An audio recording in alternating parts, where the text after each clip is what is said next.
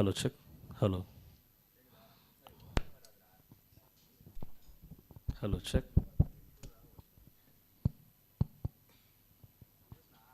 Hello. Hello, check. Hello. Hello. Hello, check. Hello. Hello, check. Hello, check. Hello. Audio check. Audio check. Hello.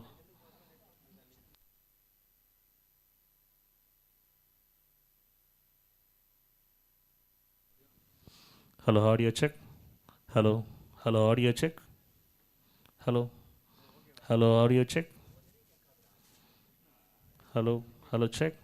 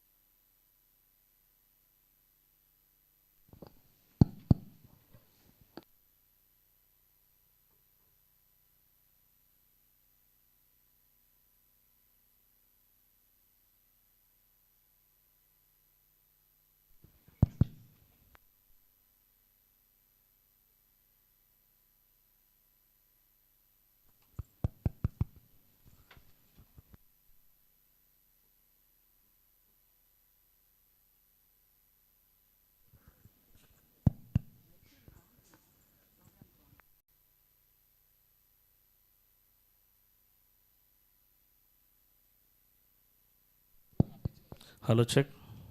Hello. Hello. Hello, check. Hello, check. Hello, check.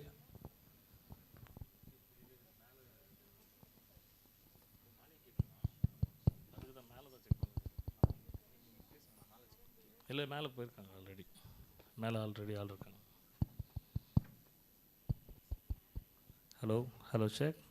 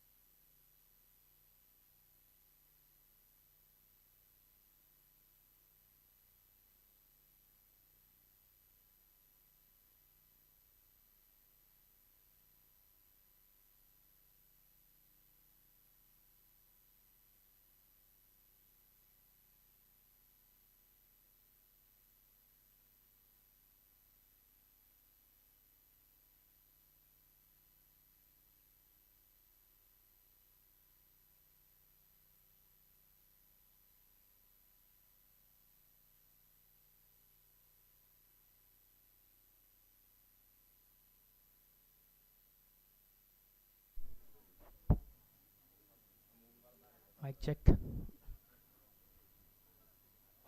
Now Vinod, you can hear me. Vinod,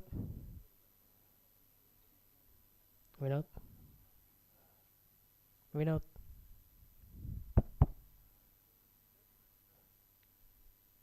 Mic check one. Vinod. Okay, wow. Mic one, mic two. Check pa. Mic one, mic two. Vinod, you can hear me. Vinod. கேக்குதா? Okay, wow. IT Vinod, you can hear me. Vinod, கேக்குதாப்பா? Bonesh, okay வா? Okay வா? Okay.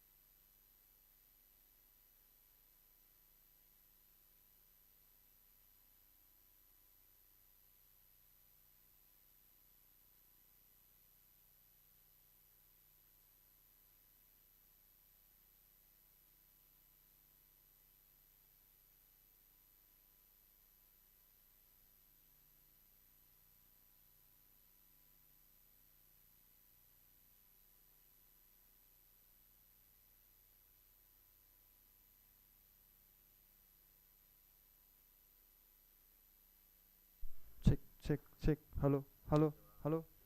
Check, check. Start பண்ணுறதே தான்டா.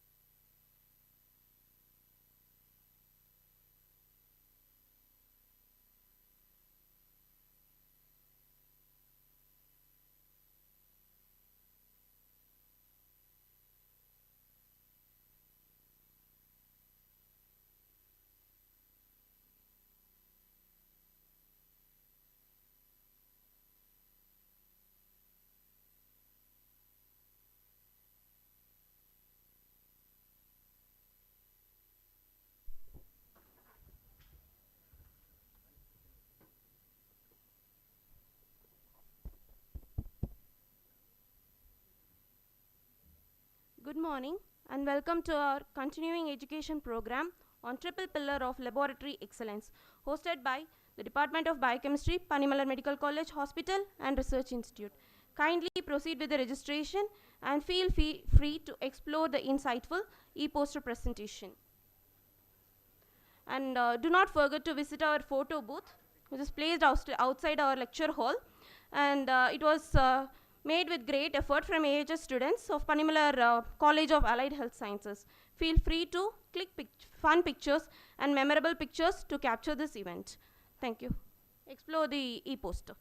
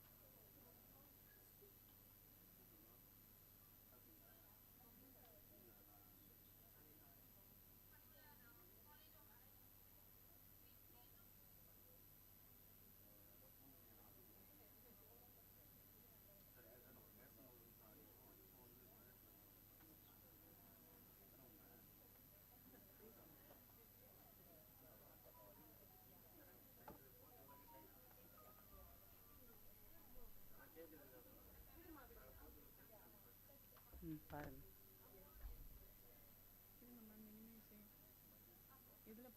Folder biochem open பண்ணி e-poster என்னது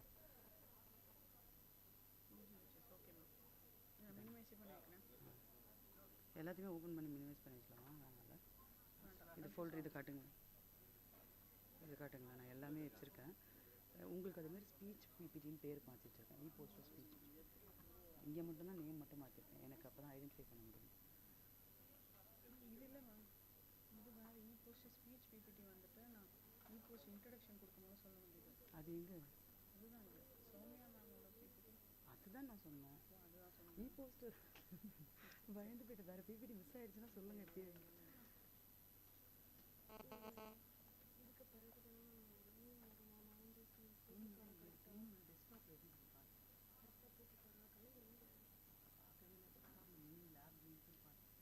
இதுக்கு பிறகு இது ப்ளே பண்ணி விட்றதுக்கு மீன்ஸை பார்த்தேன். மீன்ஸா எங்கே இருக்கு?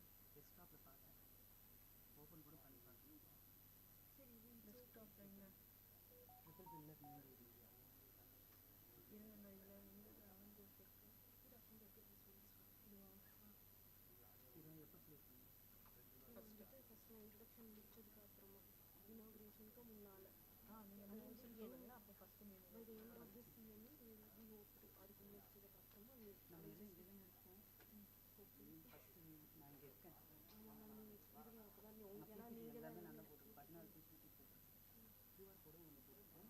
பேக்ரவுண்டும் ஒன்று நான் இது எல்லாத்தையும் வாசிச்சிருவேன். எல்லாத்தையும் வாசிச்சு முடிச்சதுக்கப்புறம் இனாக்ரேஷனுக்கு அப்புறமா ஒரு ஒரு நேமா நல்ல போட்டுக்கலாம். சொல்லுங்கள். போடலை சொல்லலைன்னா போட்டுக்கலாம். அமிர்தம் வச்சுக்கணும். இது எங்கே சாப்பிட்றோம்? அதுக்கு இருக்கு இருக்கு சொல்லிட்டேன் அதெல்லாமே சொல்லியாச்சு. இது முடிச்சதுக்கு அப்புறமா இங்கே தான் இது வரும்னு நினைக்கிறேன்.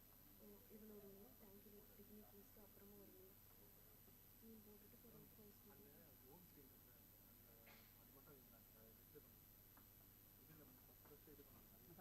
பிளெயின் பேக்ரவுண்டாக இருக்குல்ல அதை ப்ளீஸ் எடுத்துருங்க.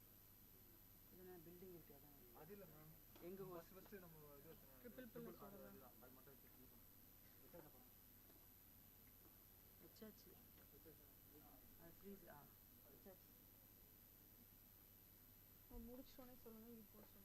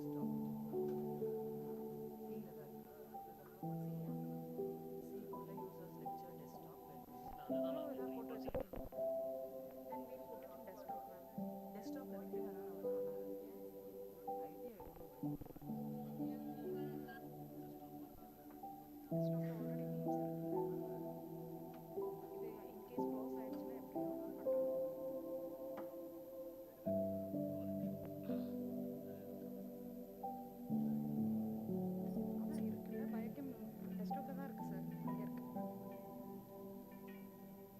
It's there, sir.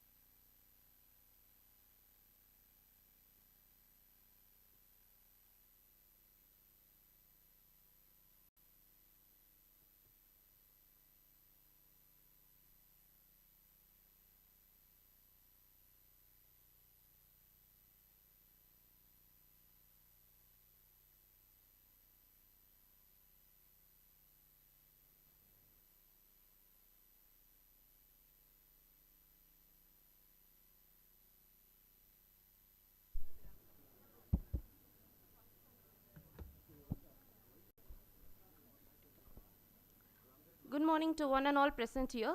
We, the Department of Biochemistry, Panimala Medical College Hospital and Research Institute, proudly welcomes you all for this continuing education program on triple pillars of laboratory excellence.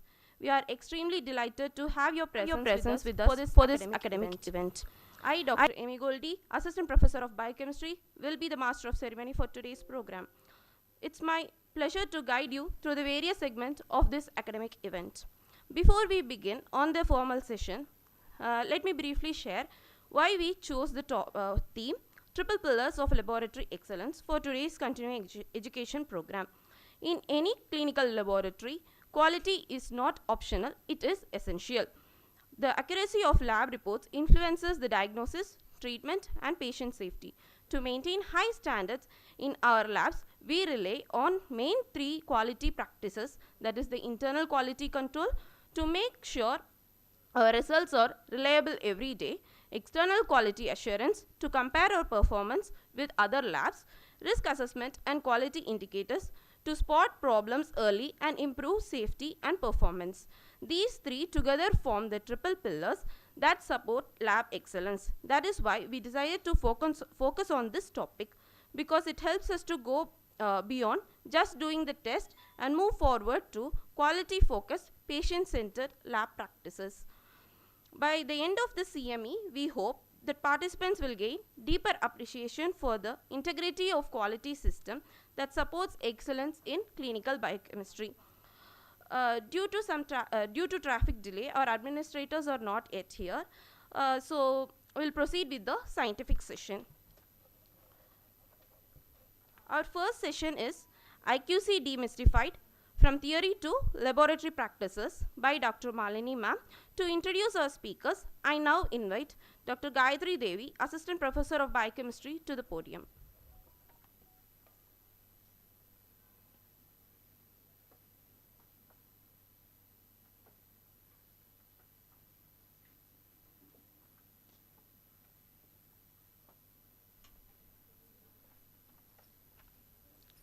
Good morning, everyone.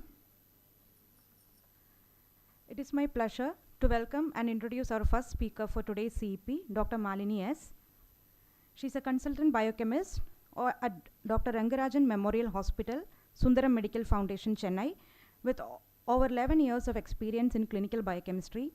Dr. Malini completed her MBBS from PMCHRI Medical College, Coimbatore, where she was awarded Gold Medal for overall Best Researcher. She later pursued her MD in biochemistry and is also a certified NABH assessor with several publications in reputed medical journals. Her strengths include a practical, quality-conscious approach to patient care, along with a strong academic and research background. We are truly honored to have her with us today. Let's warmly welcome Dr. Malini.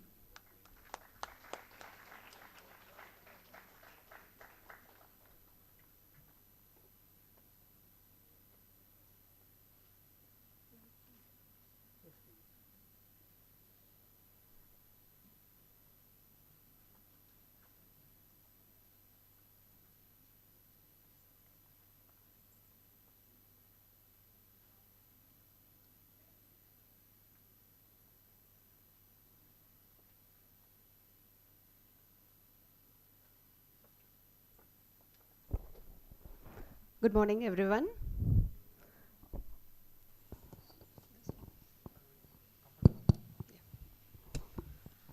I'm Dr. Malini, consultant biochemist from Sundaram Medical Foundation. At the outset, I thank Department of Biochemistry, Dr. Anusha ma'am, and the management of Panimala Medical College for giving me this wonderful opportunity to present about IQC today. So, today we are going to see why IQC is important in our routine practice, how it affects our clinical results, and most importantly, how to troubleshoot an IQC outlier. So, as you see, most of the errors, though happens in pre-analytical area, this 13% of the errors which happens in analytical area is very crucial because they are controllable errors. We can control those errors, and how to control those errors is by keeping our IQC and EQA practices following it prudently and keeping it within check. So if IQC is internal quality control is out, it not only affects that particular, it affects actually the parameter of all the patient results, and it reduces the lab's reputation and reduces, the patient's confidence over the laboratory. So we need to have our IQC practices within check. So my objectives is very simple. What is IQC? How we must implement IQC procedure in our laboratory, how to troubleshoot, most important part, and a little exercise on IQC troubleshooting. So what is IQC? Internal quality control. Internal quality control, or they are basically a set of procedures which we follow in the laboratory to assess the lab's performance. So it's basically to assess the lab's performance every day. And what is the main objective of this? IQC main objective is to monitor precision. So what is precision? It's closeness of the value to the mean value. So that is IQC, and that is precision.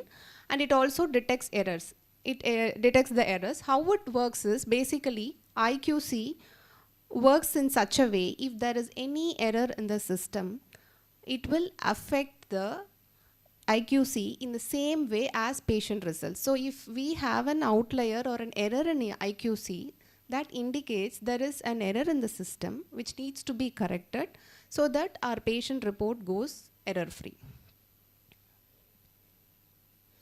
So IQC procedure implementation.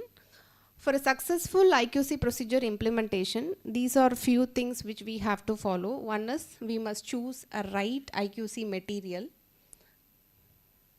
and we must choose a right IQC range. Appropriate IQC range must be selected, second thing. And third, we must apply right IQC rule to identify the error. And then if at all there is an error, we need to reject the error and troubleshoot it. So what is appropriate IQC material? This pointer is not working.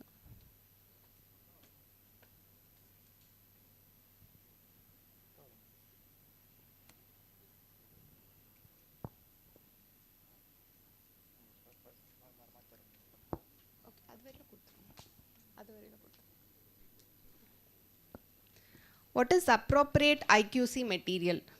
So IQC material, mostly it is available commercially. Either Biorad, Randox and all is providing it commercially. If at all, if we don't have IQC material also, we must prepare in-house control or by pooling the serum sample or the particular sample. We can pool and prepare our own in-house control.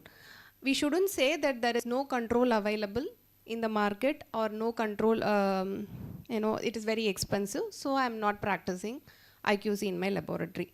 If available, commercial controls is preferred. If not, also we must pool the serum sample and prepare our own control. So now what is the advantage and disadvantage of commercial control and pooled or in-house control means? Commercial controls are readily available. They are very stable, like they are multiple parameters in one QC vial will be there, and they are very stable for quite a long time.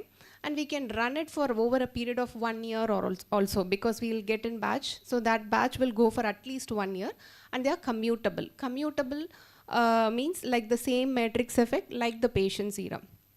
Whereas the pooled sera, they are actually batch variations will be there. Like if we if we prepare a pooled sera, it will come only for 2 months or 3 months. Again, we have to prepare another batch. Again, we have to establish mean. So that issues are there with the pooled sera.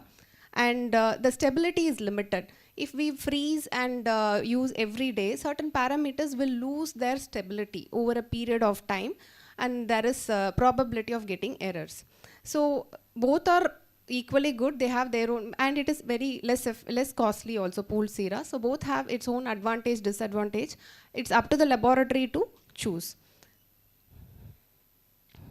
Now, most importantly, what is the difference between calibrator and a QC material? So what is calibrator? Anybody? It's there already.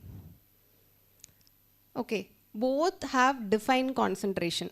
Calibrator also has defined concentration. QC also has defined concentration. But the purpose is different and the matrix is different. Purpose is, for calibrator purpose is to assign value to the equipment, is to calibrate the equipment, right? So we use a substance, keep it in the, we run the calibrator and we adjust the value. So we assign value to the instrument, that is calibrator.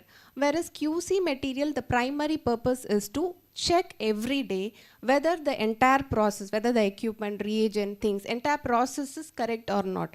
So it's actually a control. That is why we call IQC as internal quality control, because it checks every day. And mostly calibrators are provided by the equipment manufacturer itself. They themselves will give the calibrator. Whereas IQC material is, we must get it from third party. Like if we are using one particular equipment, it is advisable to get a third party, not the same manufacturer's control, quality control. And calibrators are usually sometimes called as standards, but the preferred word is calibrator, and they are traceable to higher standards. See, if the calibrator materials are generally traceable to international standards, like glucose value. If we are running in this, in our equipment, it is 100 milligram for a calibrator. This 100 milligram is derived from an international reference material where they would have run in a mass spectrometry or something and arrived at the value. So if we are giving 100 milligram for calibrator, that means internationally that is actually 100 milligram per deciliter. Whereas QC, they are just for a process check and the values are variable according to the environment and the equipment. And usually calibrators are just chemicals. They don't have same matrix effect. But QCs are prepared from bovine sera. So they have matrix effect similar to patient sample. And again, appropriate IQC characteristics. What else? So IQC, we saw that it must be commutable, it must be stable, and what is the difference between calibrator and QC? Now, what else we must look into? It must be in a measurable form, that is IQC material, and it must be close to medical decision limits. Let's say like cholesterol, the medical decision limit is 200 milligram per deciliter. That is above, which is like less than 200 is acceptable, more than 200 is risk of cardiovascular disease. Our IQC material must be at the level of 200, at least one level must be at the level of 200 milligram per deciliter. Similarly, for all other parameters, the QC material, what we choose, level 1 or level 2, must be close to the medical decision point. It must be homogeneous. And most importantly, they must have matrix similar to patient sample. And this usually means that the control are serum based. And but they may also be using other materials also. And it is good to have QC material in batches which runs for at least a year, so that often changing the QC material batches is, we can avoid that. So how to reconstitute an IQC? Generally, we have to follow manufacturer instructions for reconstituting the IQC. There are two kinds of IQC material. One is lyophilized, another one is liquid form. Liquid form are ready to use, whereas lyophilized comes in powder form, and we need to reconstitute it. How we must reconstitute? We must follow the manufacturer instruction. Along with the QC, there will be a manufacturer kit insert. So we need to read that. If they say 5 ml of deionized water should be added, we must add 5 ml. If it's like 1 ml for certain IQC, then we need to add 1 ml. We must always use volumetric pipette, not micro pipette. We must always use volumetric pipette to prepare IQC material, IQC reconstitution. And while reconstituting the internal quality control, we must be fully focused in the IQC, not attending any phone calls or not focusing on other works, because this particular QC material we are going to use over a period of days. So we must be very careful in that. And after preparing, we need to gently swirl the IQC. Swirl means we just have to rotate, keeping it in the table, not shaking vigorously. We must swirl the IQC and allow it to stand for at least 10 to 15 minutes so that it becomes like homogenized completely. And we need to alicot it. So what is alicoting?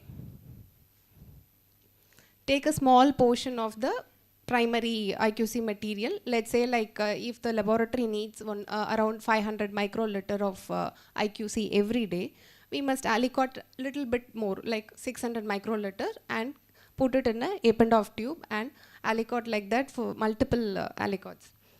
And we need to freeze it. We need to close it with the black lid and label it. Why we must close it with the black lid is because certain parameters like bilirubin are photosensitive and it is unstable when it is exposed to light. So we need to close it with the black lid. The entire Eppendorf tubes, we have to keep it in a black lid and close it, label it, who has prepared, when they have prepared that IQC, and date of preparation and reconstitution, everything we have to label, and we need to freeze it. Every day we can take one IQC alicot, keep it outside at the room temperature for at least 10 minutes, and then we can run the QC material. So appropriate IQC. So now we saw about what are the features of an IQC material. Features of IQC material. Now, how to choose the IQC range or medical decision. While choosing the IQC range, first we set the manufacturer mean and standard deviation. Along with the IQC, as I said, like there will be a kit insert. So that kit insert will give you the details like the mean and standard deviation for that particular analyte. Let's say like glucose 100 milligram, cholesterol. So they'll give mean value for all the analytes. We need to feed those data into the equipment and the standard deviation, and we need to start running the QCs for every day for at least 20 days. How many days we have to run? At least 20 days we have to run the control. Since madam said like 20 days, shall we run 20 days, instead of running 20 days, shall we do 20 runs in the same day and derive a mean? No. We should run 20 separate days which include all the environmental factors like different shift, different staff, different environment. So it must span all the environmental factors, and then we have to get a mean value. So and acceptable IQC range, mostly for all the parameters, the acceptable IQC range is within 2 standard deviation. The values must be within 2 standard deviation. So how to assign IQC range? So as I said, like initially we will set the manufacturer's mean and standard deviation. We'll run the control whatever we have prepared for 20 days, and then after 20 days we need to collect all the data and analyze it for mean and standard deviation. So data collected will be analyzed for mean and standard deviation. So what is standard deviation? It is basically the spread of data across the mean value. So why we are insisting so much on 2 standard deviation? Why not 3 standard, 4 standard? Why so much importance to 2 standard deviation is because there is something called in the statistics, there is something called most of the data in our natural process will follow normal distribution or Gaussian distribution, which means let's say like BP of 100 people in this room or height of 100 people in this room. If we collect any data set, most of the data set will follow a normal or a Gaussian distribution. What is Gaussian distribution means? They say 68.2% of the data will be spread within 1 standard deviation, that is plus or minus 1 standard deviation. Out of 100 data, 68% of the data will be within plus or minus 1 standard deviation. And similarly, 95.5% of the data will be between plus or minus 2 standard deviation. Why you are telling all this, ma'am? So what is the importance with IQC means? IQC also is a set of data points, right? So if we assume it is in Gaussian distribution, we need to understand that 95% of the data every day, whatever we run, must fall within 2 standard deviation, right? So which means out of 20 set, let's say like 20 days we have run, 95% of 20, around 15 to 18 data points must fall within 2 standard deviation. So the probability of data set falling outside 2 standard deviation is only 5%, right? So similarly, 99% of the data will fall within plus or minus 3 standard deviation. I'm sorry, the pointer is not working. So this is what we graphically represent as LJ chart. What is LJ chart? Lever-Jennings chart. In short, we call it as LJ chart. This is the chart we use to plot the IQC, whatever we run every day. And we give so much importance to 2 standard deviation because we assume that the data set will follow Gaussian distribution, which means 95% of the data will fall within the 2 standard deviation.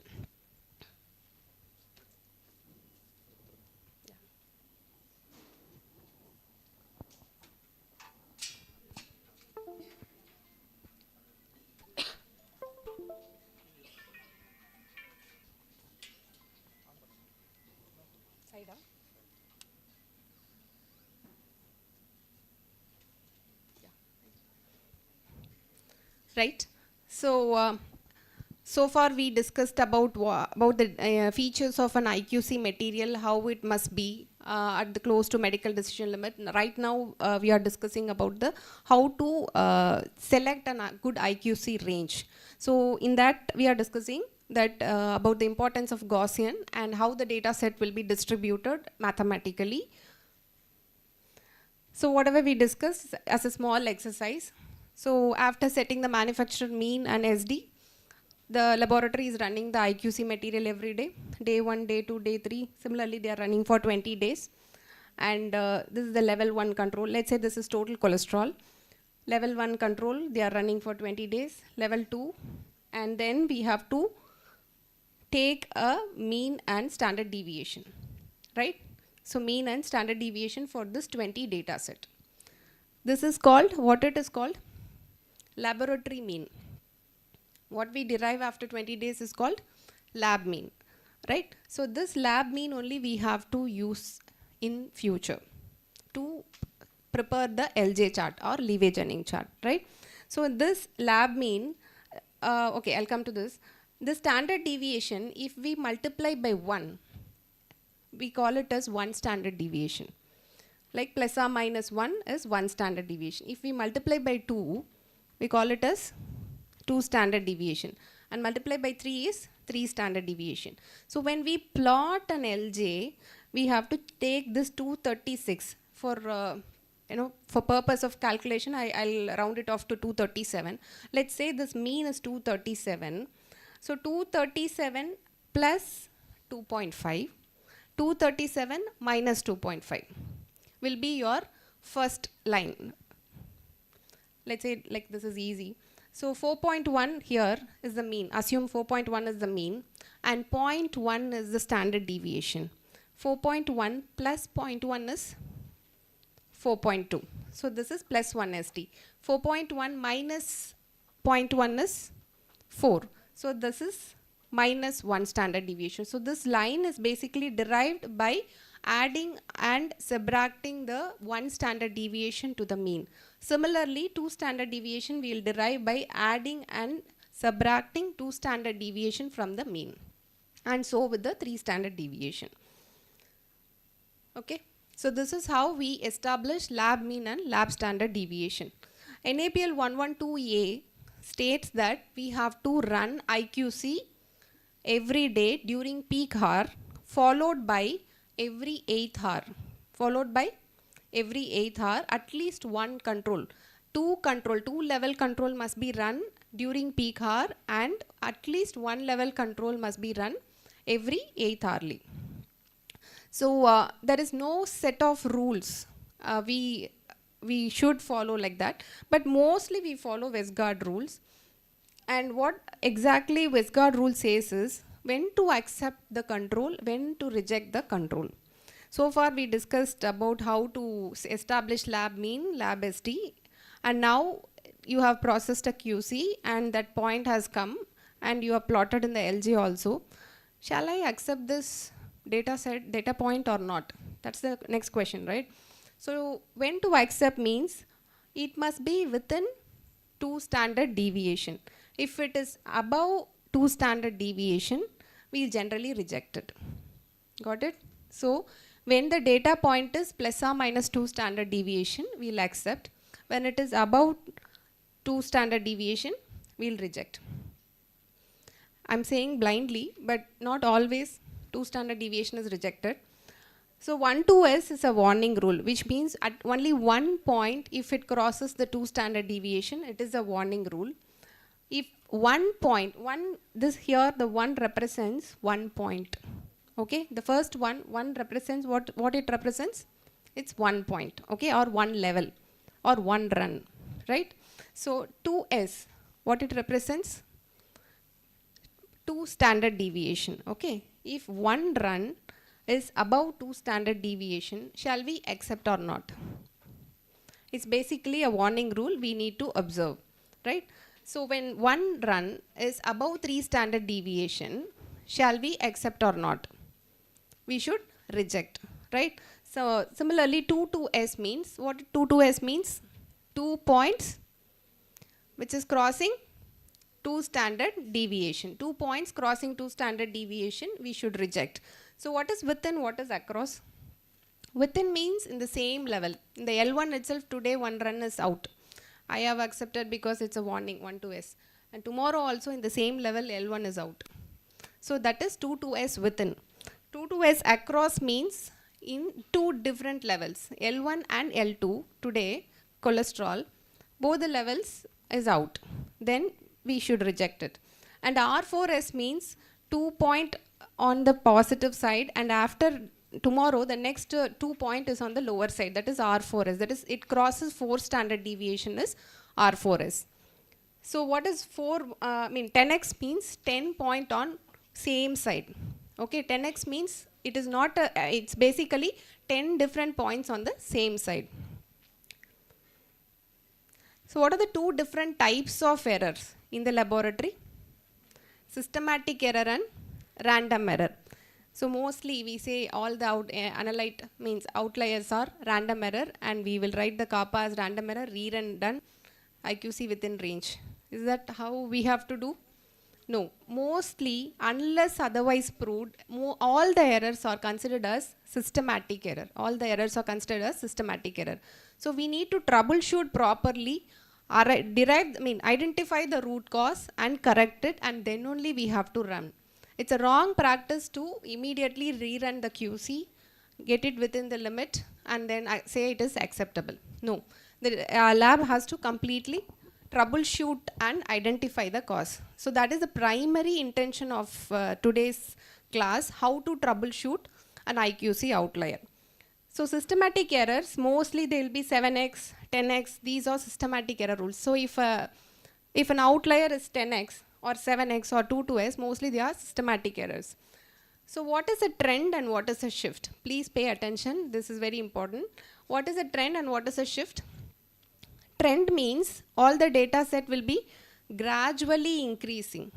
So they will be gradually increasing, and shift means S for S. Shift means there is a sudden change in the equipment, right? So shift means sudden change or a sudden change in the data set. So the causes and all we'll discuss later. So random errors are mostly IQC rules are 1, 3S and R4S. Okay, this is an example of a normal graph. Can you see the distribution? It is within 1 standard deviation. This is 1 standard deviation. This is 2 standard and this is 3 standard. See, 3SD minus 3SD. So most of the data sets are distributed within 1 standard deviation, plus or minus 1 standard, and it must be like a waveform. It should not be on the same side. If it is on the same side, then it is a 10x rule, okay? So it must be spanning around the mean up and down. So it must be like a waveform. So this is a normal LJ chart, right? Now, I told you what is trend. Gradual change. It may be an increase or a decrease. Can you identify the trend in this picture? Can you identify? Is there any gradual change in L1 or L2? Both here, right? So can you see here, this L here in L2, there is a gradual increase in the IQC data set. So this is an example for trend, right? So can you identify shift in this picture? Where is the shift? S for S. Sudden change, sudden, increase or decrease in data set. Can you see? There is a sudden. So IQC is like this, and suddenly it has shifted down, right? So this is an example of shift. Here also one shift is there, here to here. And one more shift is there in L2. Can you identify? Yes? So these are some examples of shift. So what is positive bias? If the data set is on the same side, okay, since it's on the positive side, that is 1, 2, plus 1, plus 2, plus 3, this is an example of positive bias. So assume like the data set is spanning around negative side, then it is called negative bias, because we expect the data set to be like in a waveform spanning around the mean. It's not even touching the mean, like once in a while it's touching, but most of the points are like in the positive side. So then you call it as positive bias. So these languages we commonly use in the laboratory, and you must all be aware of it. What is positive bias, what is trend, what is shift and all. Next, troubleshooting. So corrective actions must be documented whenever the QC exceeds the tolerance limit. What is the tolerance limit we discussed? Most of the QC points must be within 2 standard deviation. If a data point is crossing 2 standard deviation, we have to troubleshoot. We should not simply rerun the QC, instead we have to troubleshoot. So what we have to primarily see is what is unique in the situation. Is there any change in reagent? Is there any change in control material? What's new to the system? That's what you have to see first. The most common issues, IQC issues. If IQC is outlier, the primarily 90% of the time it is due to either IQC or 2 other things which we'll discuss. Like if it is IQC related or internal quality control related, it will be, may or may not be across levels. Like if IQC preparation error is there, if a level 1 is not prepared properly, will it affect the next level? No, right? So it may or may not be across the levels. It may be due to reagent or it may be due to calibration. So 90% of the time, the IQC outlier is due to either of the 3, IQC or reagent or calibration. When it is calibration related or reagent related, it affects everything. It affects IQC, it affects EQA, and it affects patient samples also across IQC level. Even there is a reagent issue, it is going to affect both L1 and L2. When there is a calibration issue, it's going to affect both L1 and L2. Not only that, it affects also the EQA and patient samples. So 90% of the time it's mainly because of, please remember, either IQC or reagent or calibration related. Only 10% of the time it's due to equipment related or environment. So we'll see one by one. So what are the causes of IQC related issues? It may be due to IQC preparation issue. Staff may, while preparing, she might have taken more volume of diluent or a less volume of diluent, so preparation error. And it might not be stored in appropriate temperature. Like freezer would have gone out of control, we wouldn't have noticed it. So because of wrong storage temperature. Expiry. there might be 2 batches. One staff will come prepare one batch. The previous staff would have prepared another batch. It would have been like mixed up and running for quite a long time. So due to expired and stability issues, and most importantly, run promptness. What is run promptness? IQC every day, after taking from the freezer, we'll keep it at least for 10 minutes outside and then they'll run. They'll keep it outside and meanwhile they'll work on other works, or they would have went for a tea, coffee. They'll come late after half an hour, 20 minutes, after half an hour, 40 minutes. So there will be IQC deterioration. So run promptness is also one important cause. Okay, what are the reagent related causes? Reagent related?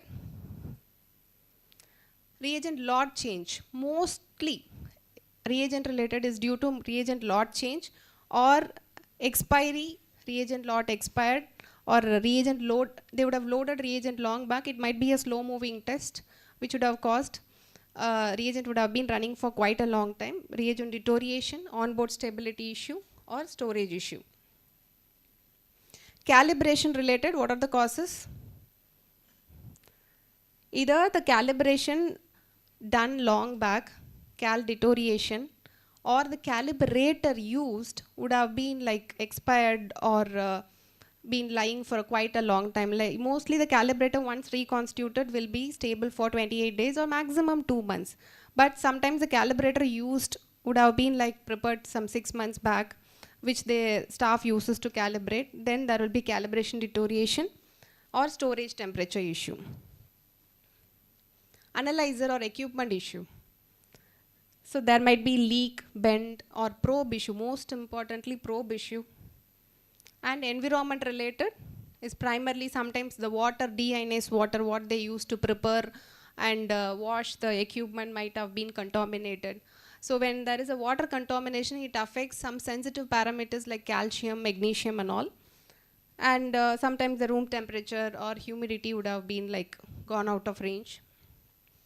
So how to troubleshoot reagent issue? I said like mostly 90% of the issues due to either IQC related or reagent related or calibrator or calibration related. So if it is a reagent issue, how to troubleshoot?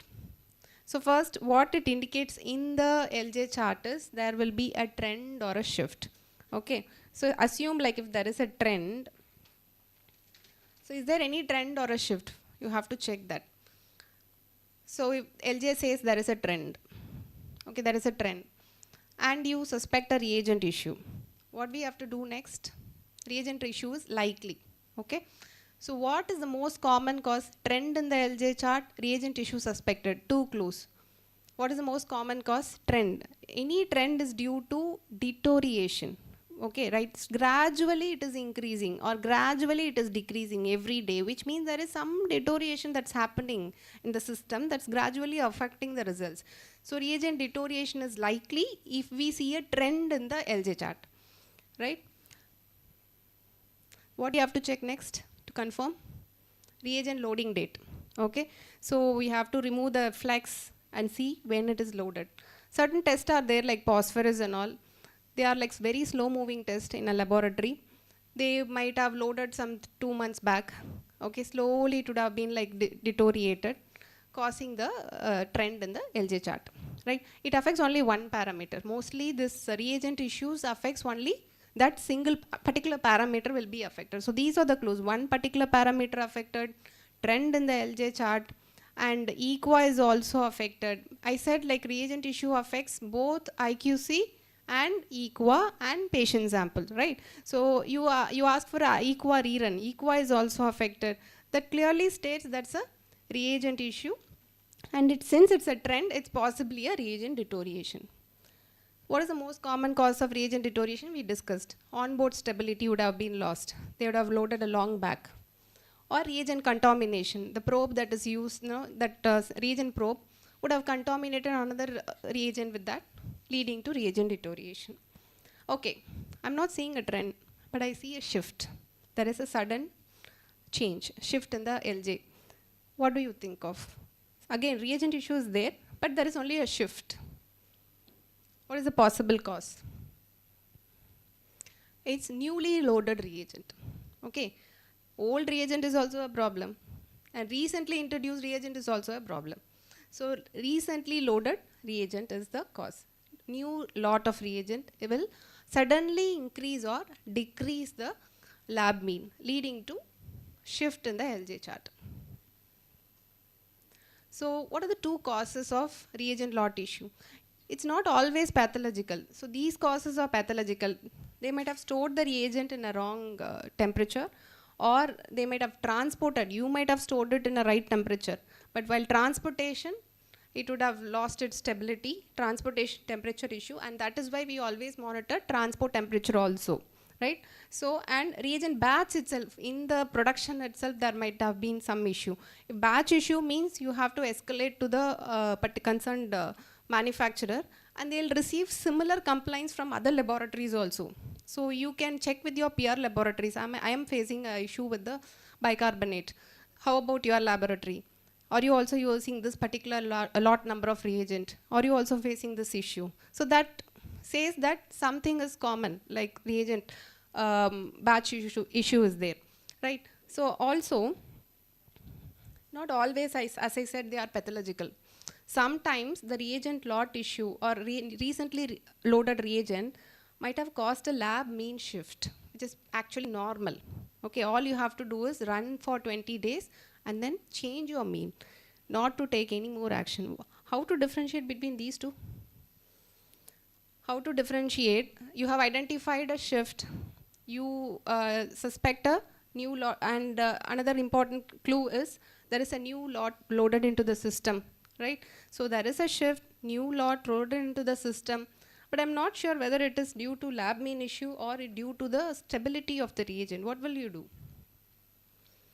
Run a equa, rerun a equa, left out equa and see. If the left out equa sample is also affected, which means there is reagent issue. If the equa sample is not affected, which means this might be a simple lab mean shift. We can accept the run and run for 20 days and change the lab mean, right?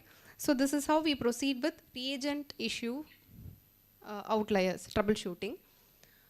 Like how to go ahead with calibration related issues.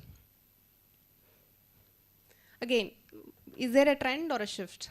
We have to see. So assume like there is a trend in the LJ chart. So you suspect, yes, there is a trend in the LJ chart, and you suspect a calibration issue. Trending plus calibration issue mostly due to cal deterioration. We have to check the calibration data sheet, like when it has been calibrated for that particular analyte. Let's say that the calibration has happened like 3 months back. Slowly there will be a deterioration leading to trend in the LJ chart. And look for the last calibrated rate to confirm. And note, like equa will the equa be affected if there is a calibration issue? Yes, as I said, like reagent issue or calibration issue will affect the equa and the patient samples. So equa will also be affected, and equa will also show a trend. IQC will show a trend and equa will show the trend from the date of calibration, which clearly says there is a calibration deterioration. So I'm not seeing a trend, but I see a shift in the LJ chart, and I suspect a calibration issue. What's the most likely cause? Look for recent calibration, and if there is any recent calibration, is there any new reagent lot we have to see, and check the equa also. Rerun the equa and see. If the equa rerun is unacceptable, if the equas is also affected, which means the calibrator used might be an older one. Calibrator might have been an expired calibrator. If the equa is acceptable, we don't have to bother much. It's affecting only the IQC. It's not affecting equa or patient sample. So it probably might be a lab mean shift. We have to wait, observe, and then change the lab mean after 20 days. So IQC related issue, these things will affect calibration, and reagent related issues will affect only one parameter. Only that particular parameter will be affected. Whereas if there is an IQC issue, all the parameters of one particular level will be out. If I say all the parameter, don't expect always all the parameters. most of the parameters will be affected, right? So it's probably IQC preparation issue. They might have added more volume or less volume. Only few parameters are affected, like enzymes. Not all the parameters. What's the most common cause? Still you suspect IQC. Storage issue, right? Storage, see certain parameters are stable in the room, at room temperature also, right? Like albumin, protein and all are stable at room temperature. They will not be affected even if there is a storage issue. Only enzymes will be affected. And also check for run promptness, as I said. So next, the 10% cause. Troubleshooting of IQC outlier, equipment related issue. So if there is an equipment related issue, like IQC related issue, multiple parameters will be affected, right? So multiple parameters will be out and it will be across various levels. L1, L2, இது affect ஆகுனே தெரியாது, right? And equa will be out. Integrity, if you compare, integrity means previous day tested sample, that will be out. So you can easily understand like what's going wrong. And if you see, if you go dwell in detail and see some specific wavelength parameters would have been affected, then it indicates that's due to photometer issue. Or if there is a probe issue, multiple parameters of erroneous value. It will not be like simply like 3 standard, 2 standard. If there is equipment issue and all, it will shift from that particular point to 1.4s, 1.5s. You know, there will be an erroneous shift will be there. And so what we have to do is, if you suspect a equipment error, what you have to do is, you have to run a system check, photometer check and probe check, you know, that's available. So we have to run system check and identify whether there is a photometer or a probe issue. Environment related issue we discussed, like probably water might have been contaminated. If water contamination is there, it will affect specific parameters like bicarbonate. Bicarbonate, calcium, magnesium, electrolytes will be affected. They are very sensitive parameters. Sudden shift will be there. You would have, staff will say, like yesterday I changed water and from today onwards magnesium, calcium are affected. Okay, and no other root cause. If you troubleshoot and see calibrator, calibration, reagent change, nothing would have been there in the recently. So all this will say that there might be some environmental issue like water issue. So exercises. So whatever we discussed, let's put up and solve all this exercise. So this is an LJ chart of total bilirubin, L1 and L2. Questions. What's the rejection rule likely? What's the probable cause? What's the rejection rule likely? What's the issue here? Is this normal? Yes, no. Is this normal?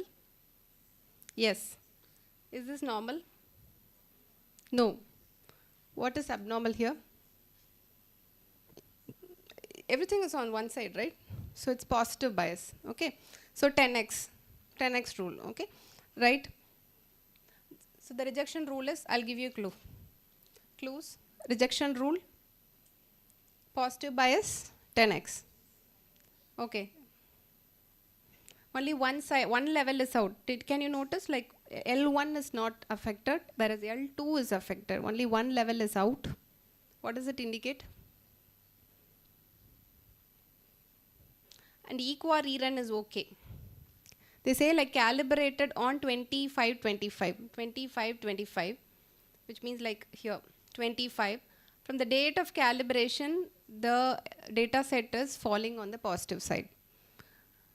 So what does it indicate? Equa is okay. Equa is okay, which means it's affecting only the IQC. Okay, probably this might be due to calibration for a new reagent lot, because we said like calibrated on 25, which means like calibration for new reagent lot caused the lab mean shift. We have to observe for 20 days and change the lab mean, right? So this is exercise number 2, LJ chart of total cholesterol. Comment on the LJ chart. Is this normal? there is a small shift here. Okay, leave about, leaving this. Is this normal? Yes. What about this? Is it normal? Distributed within one standard deviation, spanning across the mean. Normal? Yes. This is a normal LJ chart. Okay, it's an example for normal LJ chart. Exercise number 3, an interesting case we recently had in our laboratory. This is the IQC raw data given by the staff. She says multiple parameters are affected. Bicarbonate, HDL, total bilirubin, total protein. Here also multiple parameters are affected. Glucose, bun, calcium, but there is no pattern at all.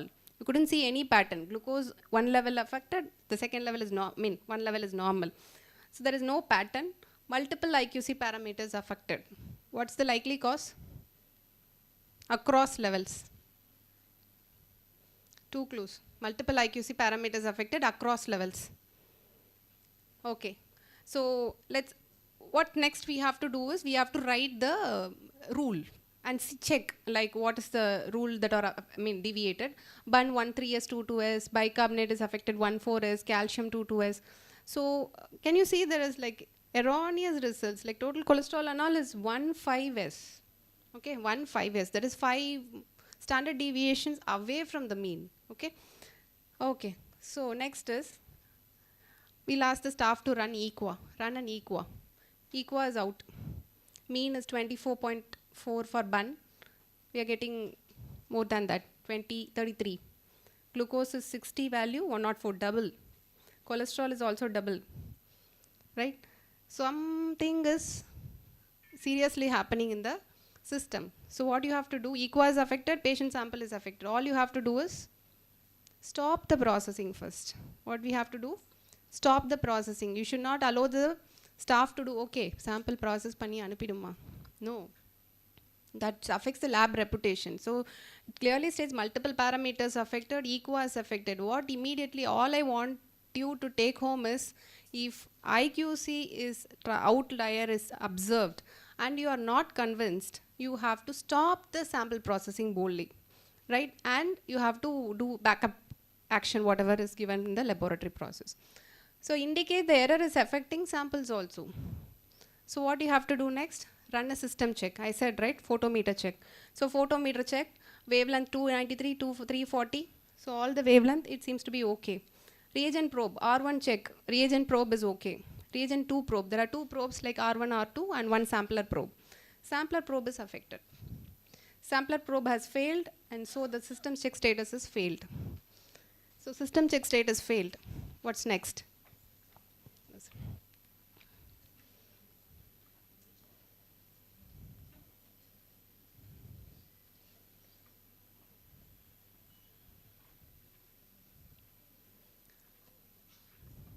Yeah. So system check has failed. So it clearly indicates system check, sampler probe issue is noted. So you have to stop the sample processing and inform the biomedical team to come and troubleshoot. Okay. So this is an example of equipment issue. Okay. If there is an equipment issue, it affects multiple parameters. Erroneous, QC rule will be there. And it also affects equa value. Whenever equa rerun is affected, please stop the sample processing, troubleshoot, identify the issue, and then rerun. If we are not able to fix the issue, please start the backup equipment and process the samples in the backup equipment. Right? So this last exercise number 4. So identify the rejection rule here and what's the likely cause. Identify the rejection rule here. Okay, I would say like it's not rejection. Identify the issue here. There is a shift. Very good. So I'm happy that you are able to carry home what is trend and what is shift. So here it is, there is a shift. Okay. So what's next is, I'll give you a clue. There is new reagent put into use. Newly calibrated. New reagent put into use, newly calibrated. What will you ask me next? Any clue you want to ask me next? Ma'am, have you run the equa? Is that okay or not? Rerun the equa or integrity or whatever. I said like, okay, equa I have rerun and the equa results are within limits. What's the next possible cause? It's affecting only the QC. It's not affecting equa results, which means patient samples are not affected, which means I can proceed with the patient sample processing and I don't have to bother much. All I have to do is to adjust the lab mean after 20 days. Since the lab mean is adjusted, these data points are showing on the lower side. Actually, this was actually in this at the spanning the mean, and this was on the lower side. Since the lab mean has been changed, it looks so, right? So this is due to recent calibration for new reagent lot, leading to lab mean shift, right? So all I want to say is IQC has a well-established role in our regular practice. So if IQC is out, that is indicating there is something is wrong in the process or system. We need to troubleshoot, identify the cause, and then we need to run the patient samples. We should not have a practice of running or rerunning the QC and say like QC is passed, I'm okay. No. So standardization of IQC planning, selection of QC material, assigning targets, each and every step is very important. Please take home that even if commercial QC materials are not available, we can always pool the serum sample in our laboratory, prepare our own QC material and use it as a control. And we can establish the mean standard deviation also.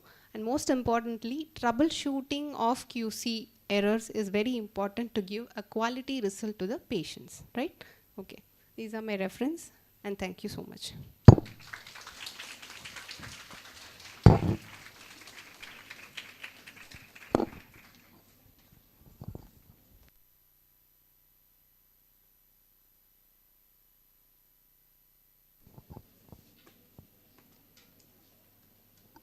Thank you, Dr. Malini ma'am, for the insight, for the valuable insight. That was a deep dive into the IQC with the real lab references. Is there any questions from the audience?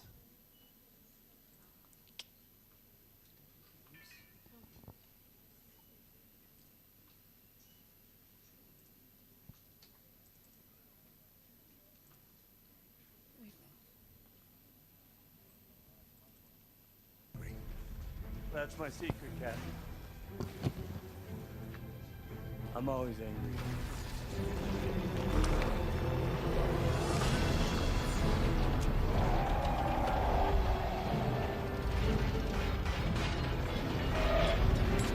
Hold on.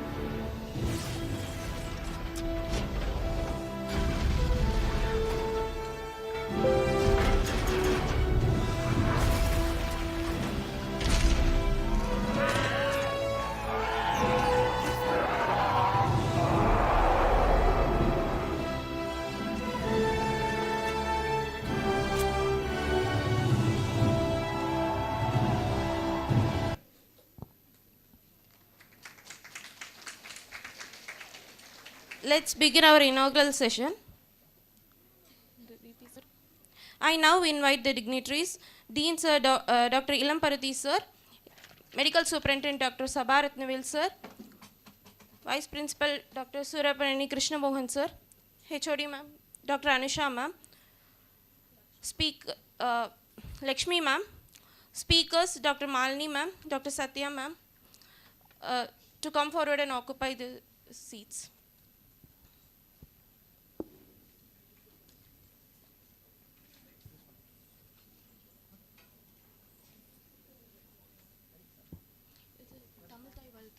இருங்க என்ன light போடணுமா எங்கடா கரானுங்க light போடுவா தமிழ் தாய் வாழ்த்து.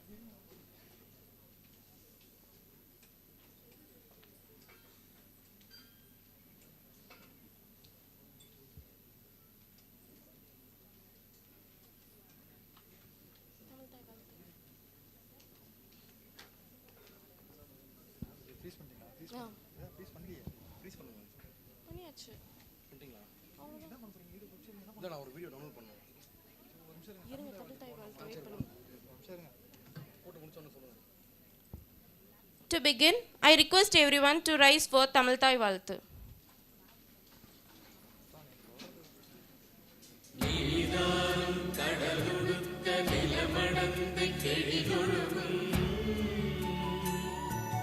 சீராரும் பதன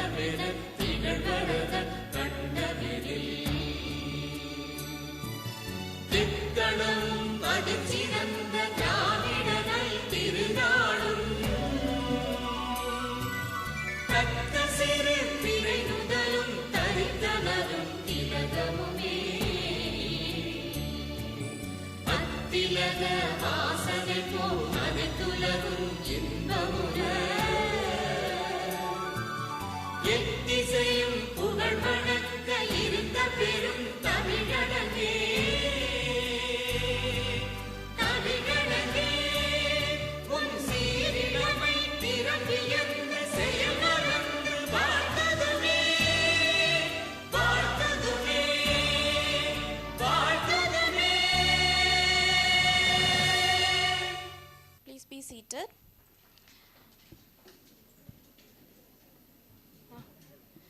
As we begin this academic gathering, let us invoke the blessing of knowledge and wisdom through the ceremonial lighting of the lamp, a tradition that signifies the dispel of darkness and the pursuit of enlightenment. I request our dignitaries to come forward for the lighting of the lamp.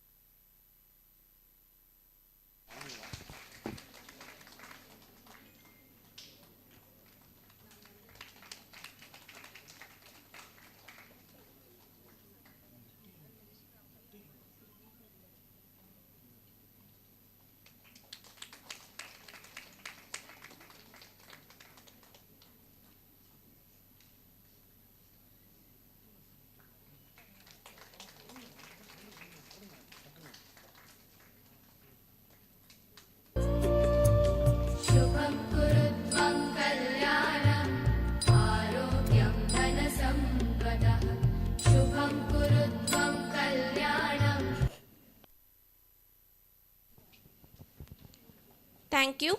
Let this flame inspire us to illuminate our minds and uphold the spirit of scientific excellence.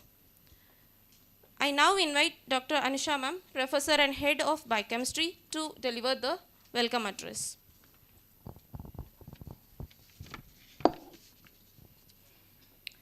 Welcome the challenges.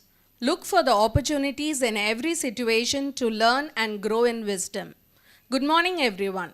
On behalf of the Department of Biochemistry, I would like to welcome our esteemed Secretary and Correspondent, Dr. Chinnadurai sir.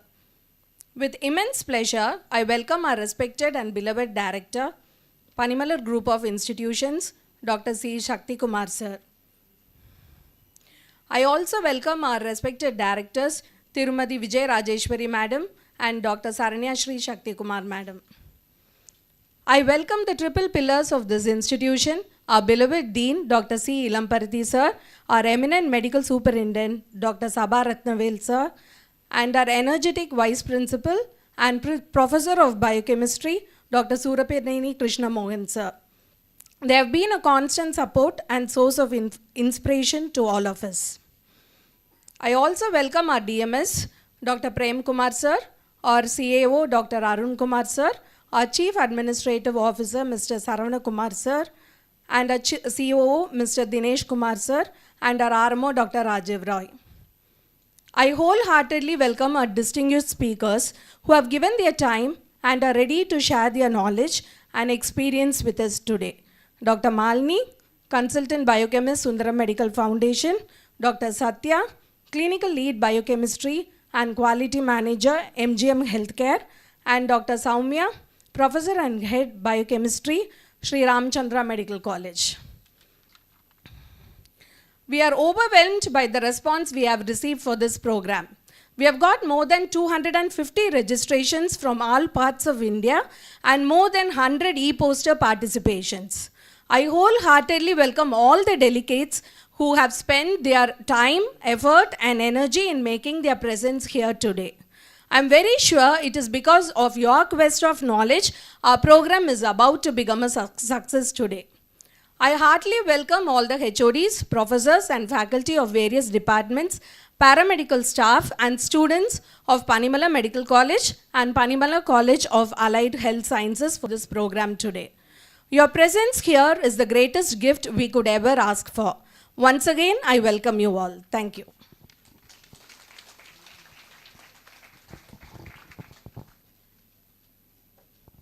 Thank you, ma'am. I now request Dean Sir to felicitate our speaker, Dr. Malini ma'am.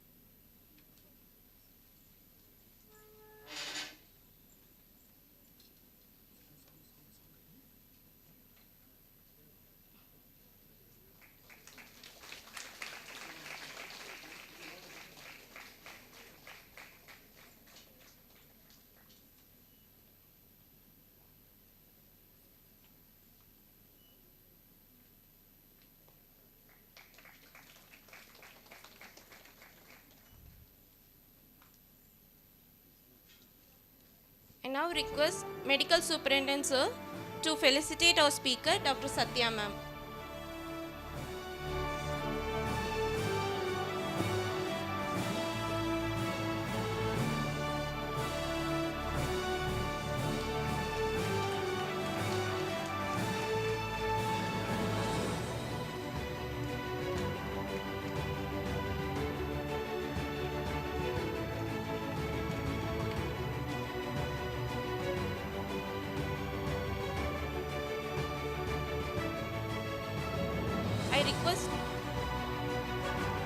I request Dr. Anisha ma'am to felicitate our Dean Sir, Dr. Ilam Parathi sir.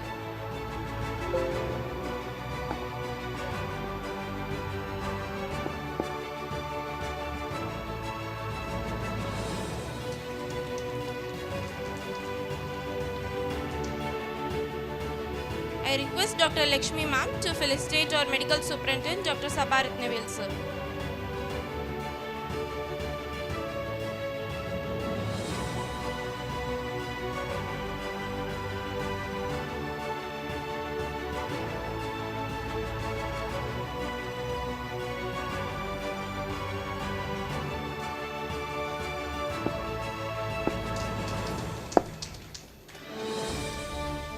Thank you. Please be seated. Now, in the lead up of this academic event, the Department of Biochemistry organized a set of academic and creative events to foster interest in laboratory sciences among the students of Panimalal College of Allied Health Sciences. We organized a quiz titled the Lab Triad Challenge exclusively for Allied Health Science students. I now request Dr. Kalai Selvi, Assistant Professor of Biochemistry, to announce the prize winners. So before announcing the prize winners, I would like to introduce about the quiz competition. The quiz competition was named as Lab Triad Challenge. We, the Department of Biochemistry, conducted to enhance the knowledge of MLT undergraduates in laboratory aspects of quality control, proficiency testing, laboratory accreditation, and then risk management, biological reference interval, laboratory information system, lab automation, recent advances related to clinical biochemistry. So we conducted a preliminary round written assessment on 21st July. 37 MLT students from the Panimalal Allied Health Science College participated. 25 questions and 30 minutes were given and 1 score for each question. Among them, 15 students were chosen, the top scorer, for the final round. We conducted a quiz finale round on 30th July. 5 teams, that 15 students were divided into 5 teams with 3 students from each year, first year, second year and third year. So the quiz was conducted in the Department of Biochemistry, Panimalal Medical College. Teams were instructed with the rules, and then 5 sections with 2 rounds we conducted based on the pre-analytical round, and then analytical round and post-analytical and error hunt and connections round. Then from the 15 students, top 3 teams were chosen for the prize winner, as a prize winner. Oh, sorry.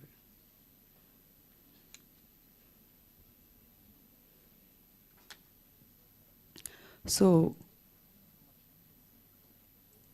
these were the topics that we have focused for the lab triad challenge. And the participants were from the AHS College of Panimala Allied Health Science. And the quiz rounds were there. And yes, ma'am.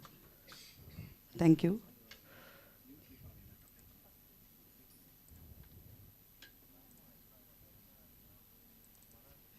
So winners, please come. The first prize goes to Levi Jennings team, Nitya, Kritika Shri and Tisha.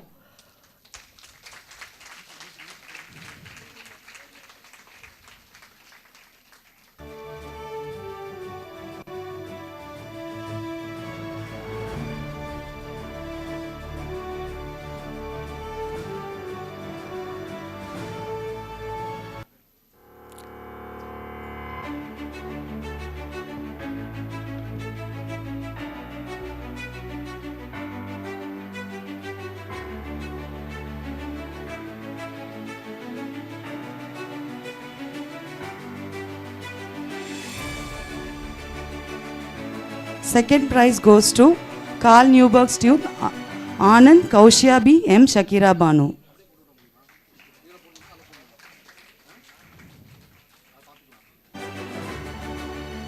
Third prize goes to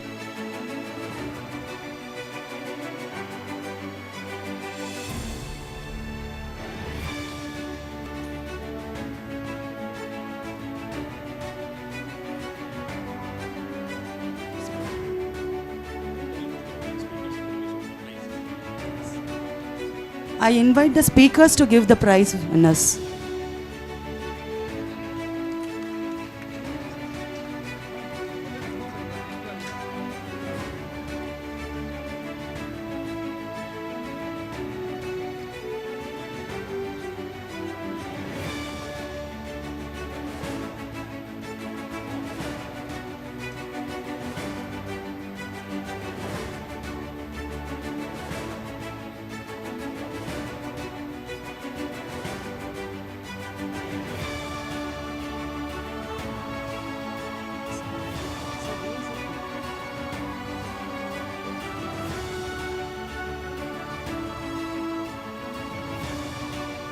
Now I announce the third prize winners.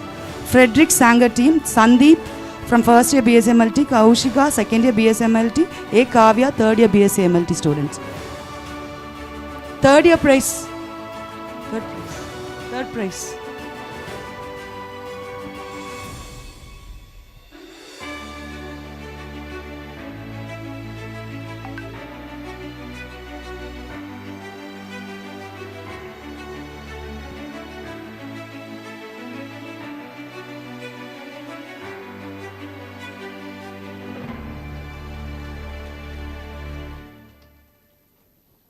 Kilo Code is a powerful, open source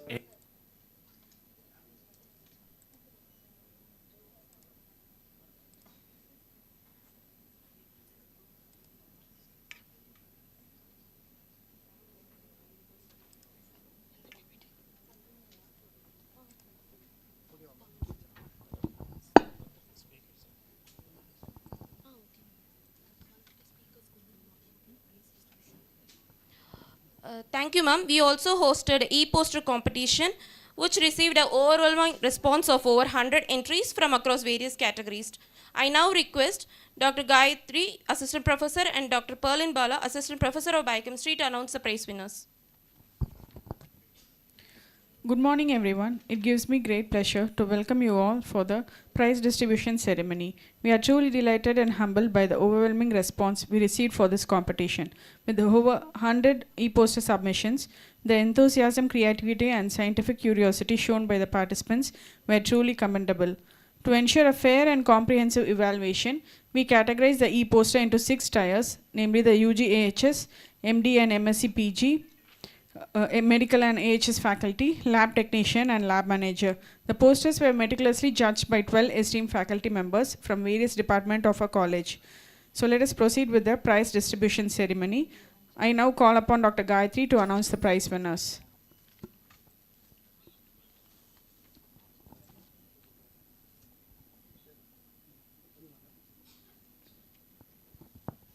morning, everyone. Now I request Dr. Malini ma'am to come forward and give away the prizes. The first category is UGAHS and the first prize goes to M. Deepika, BSc MLT, Stanley Medical College and Hospital.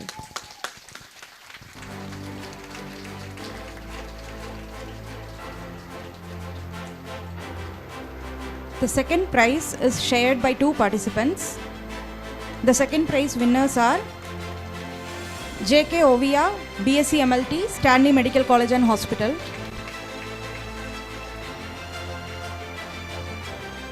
P. Nitya, BSc MLT, Panimalar College of Allied Health Sciences.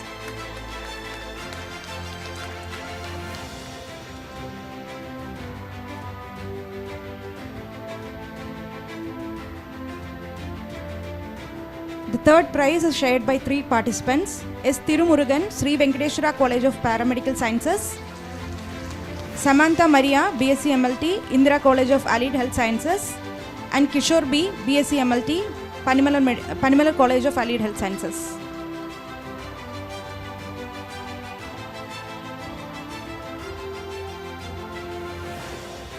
Tirumurugan.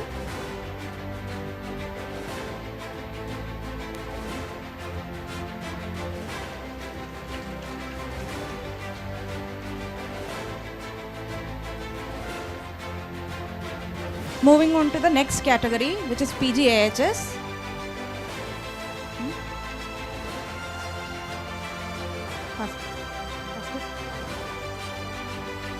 First prize goes to K.M. Danshia, PhD scholar, Sri Ramachandra Institute of Health, Higher Education and Research. Second prize goes to Naram Veera Raghavalu, MSc in Medical Biochemistry, Savitha Medical College.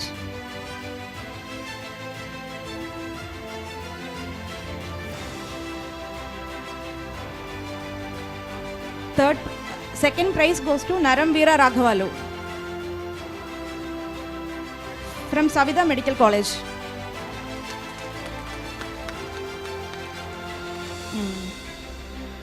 Third prize goes to Sarosh Sulfishan R, PhD scholar, Sri Ramachandra Institute of Higher Education and Research.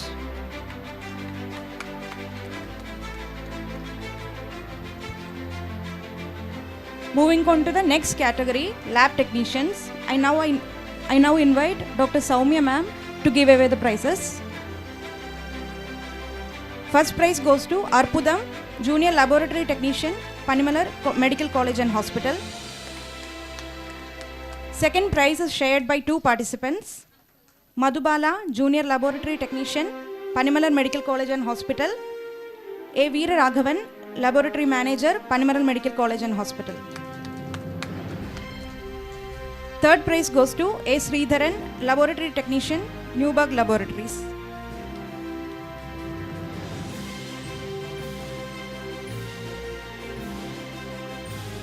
Third prize goes to A. Sridharan, Laboratory Technician, Newburgh Laboratories. Thank you, ma'am. Now I request Dr. Perlin to announce the rest of the winners. Moving on to the next category, MDPG. The first prize goes to Kappe Hanusha from Kakatiya Medical College, Warangal, Telangana. I now announce Satya ma'am to give away the prize. The second prize goes to Abhishek Roy from Goa Medical College. It has been shared by Ashwini Prakash from Velamal Medical College, Madurai. Moving on to the third prize, Santoshni from JIPMA.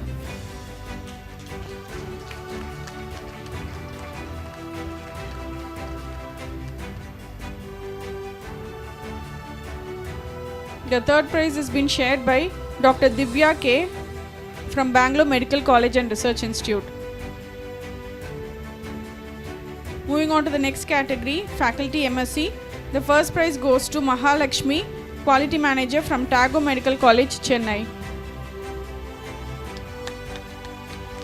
I now request Dean Sir to give away the prize.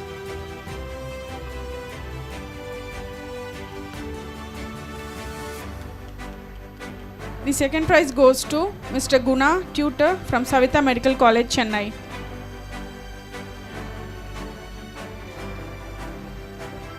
Mr. Guna.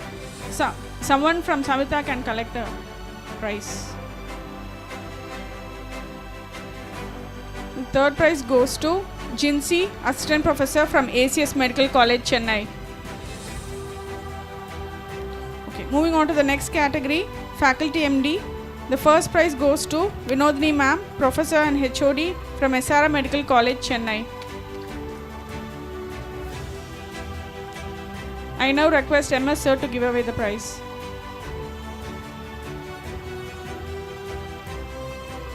A student can collect the prize.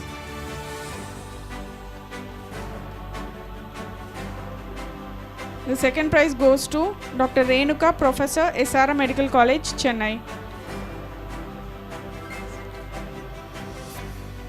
I now request MS Sir to give away the prize.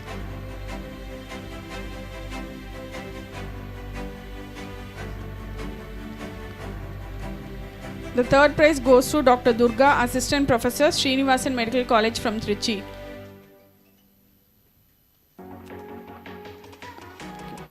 Thank you.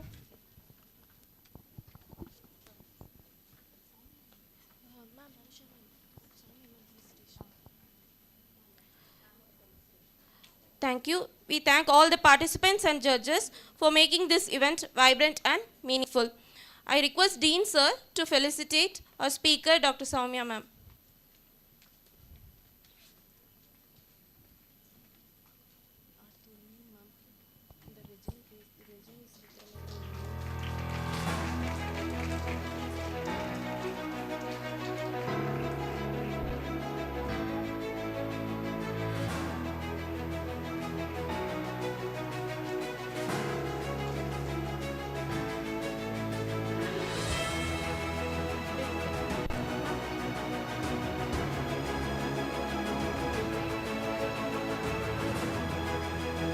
Thank you, dignitaries.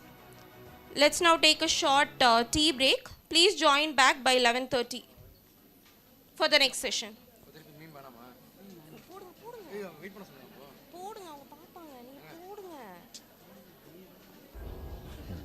Enjoy a short meal.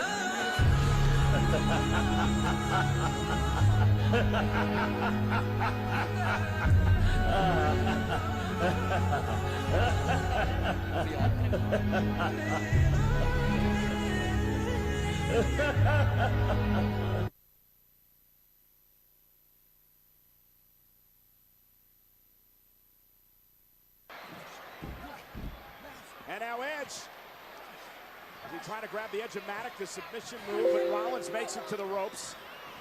Rollins went for the double leg takedown, and now Edge with a pedigree. Take a short tea break. Please join back by 11:30. Is he trying to grab the edge of Maddock, the submission move, but Rollins makes it to the ropes. Rollins went for the double leg takedown, and now Edge with a pedigree.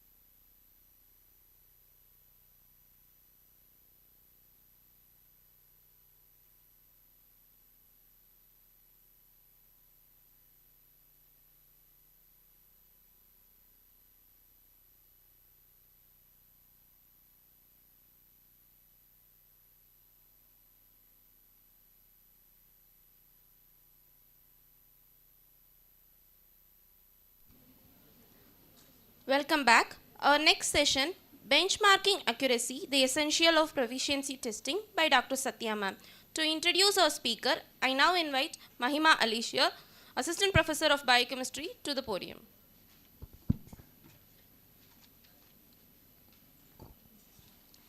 I take this opportunity to welcome Dr. Satya Selvarajan ma'am, who is currently working as the clinical lead in biochemistry and serves as the quality manager at MGM Healthcare in Chennai. She is a medical doctor with a strong background in biochemistry and medical research.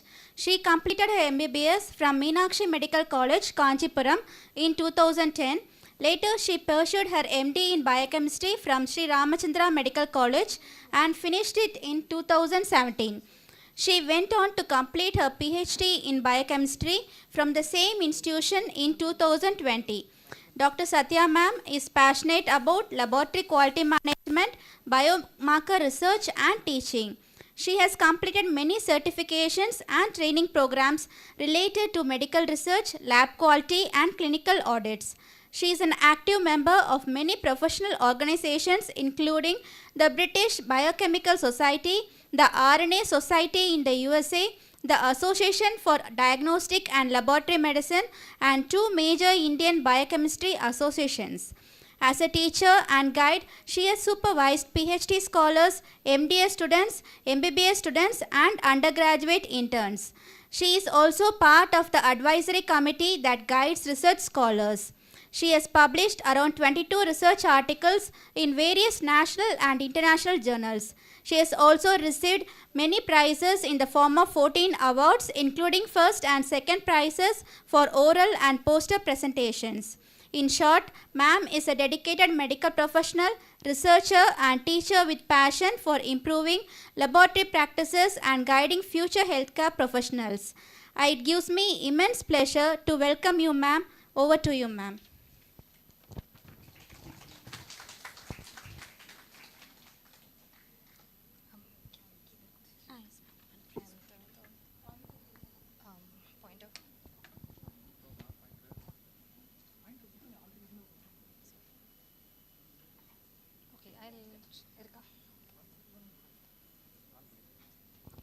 Thank you, Dr. Mahima, for that detailed intro. And thank you, Anusha ma'am, for making me come here.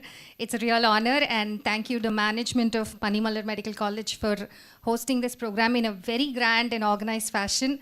I think kudos to her team as well.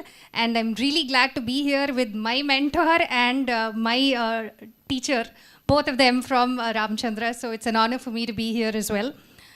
So moving into the topic, benchmarking accuracy, the essentials of proficiency testing.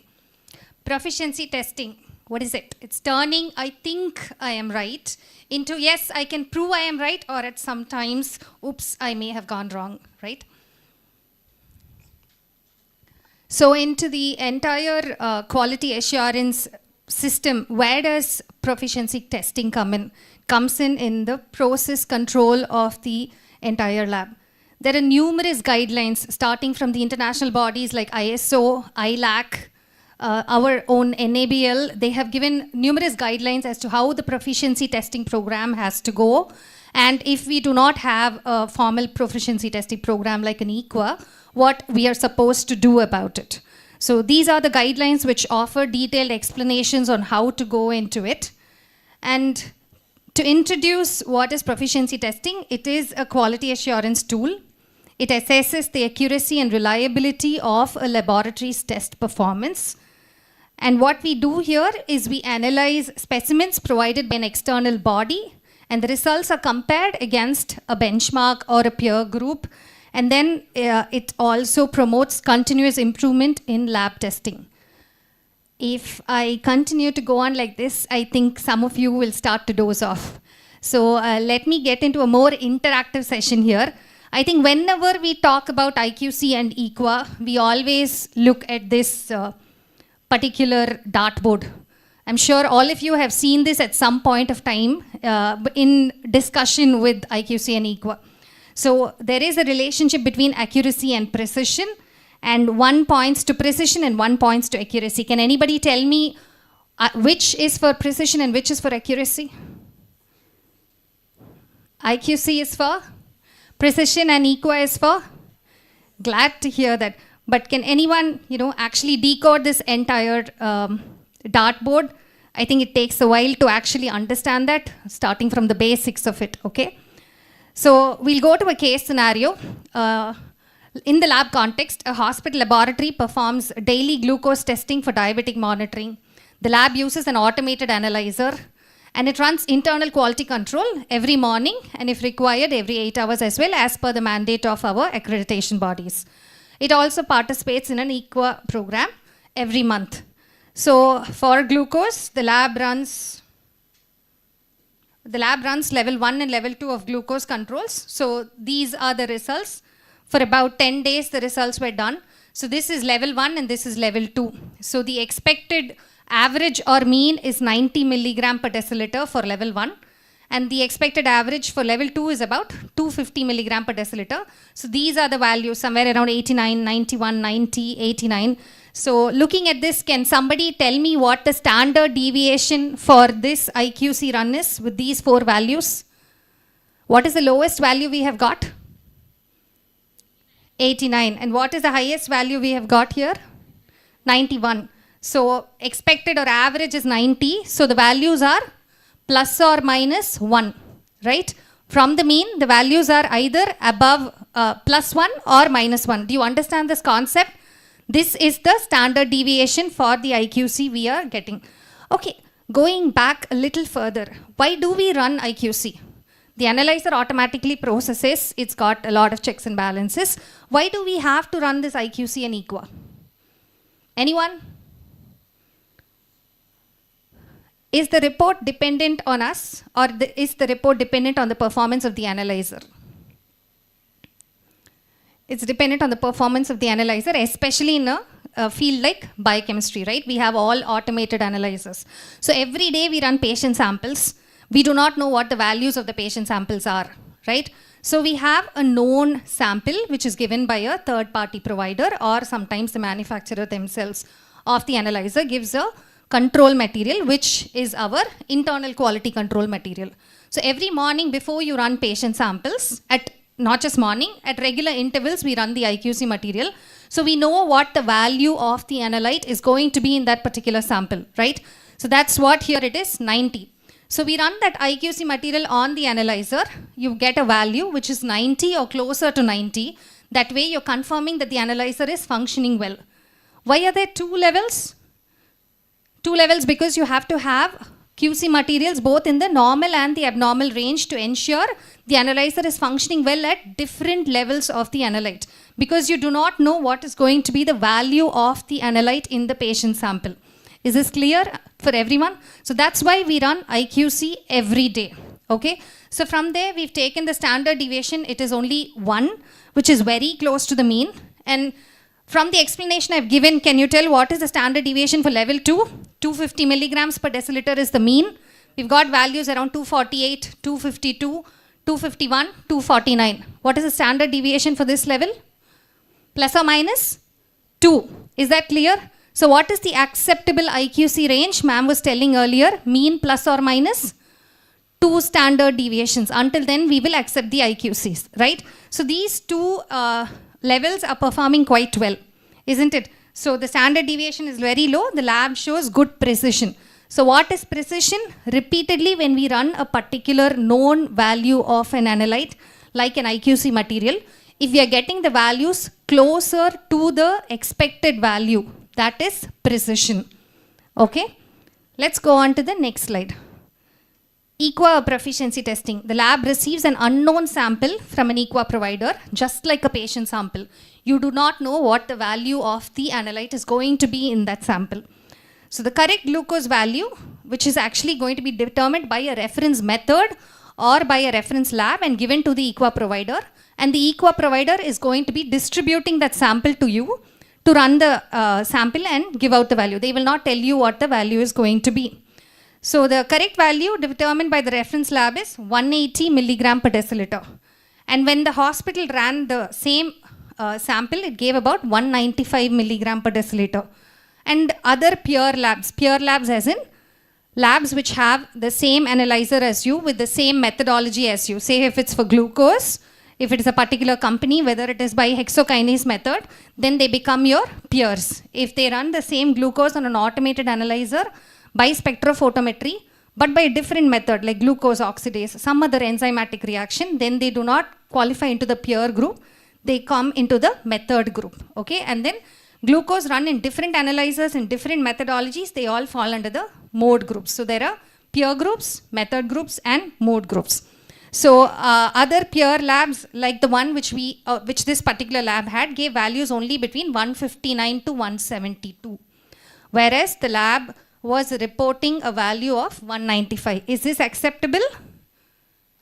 Is this value acceptable? Can I have some answers from the crowd, please? The range which is acceptable is 159 to 172, but the lab gave 195. This is not acceptable, right?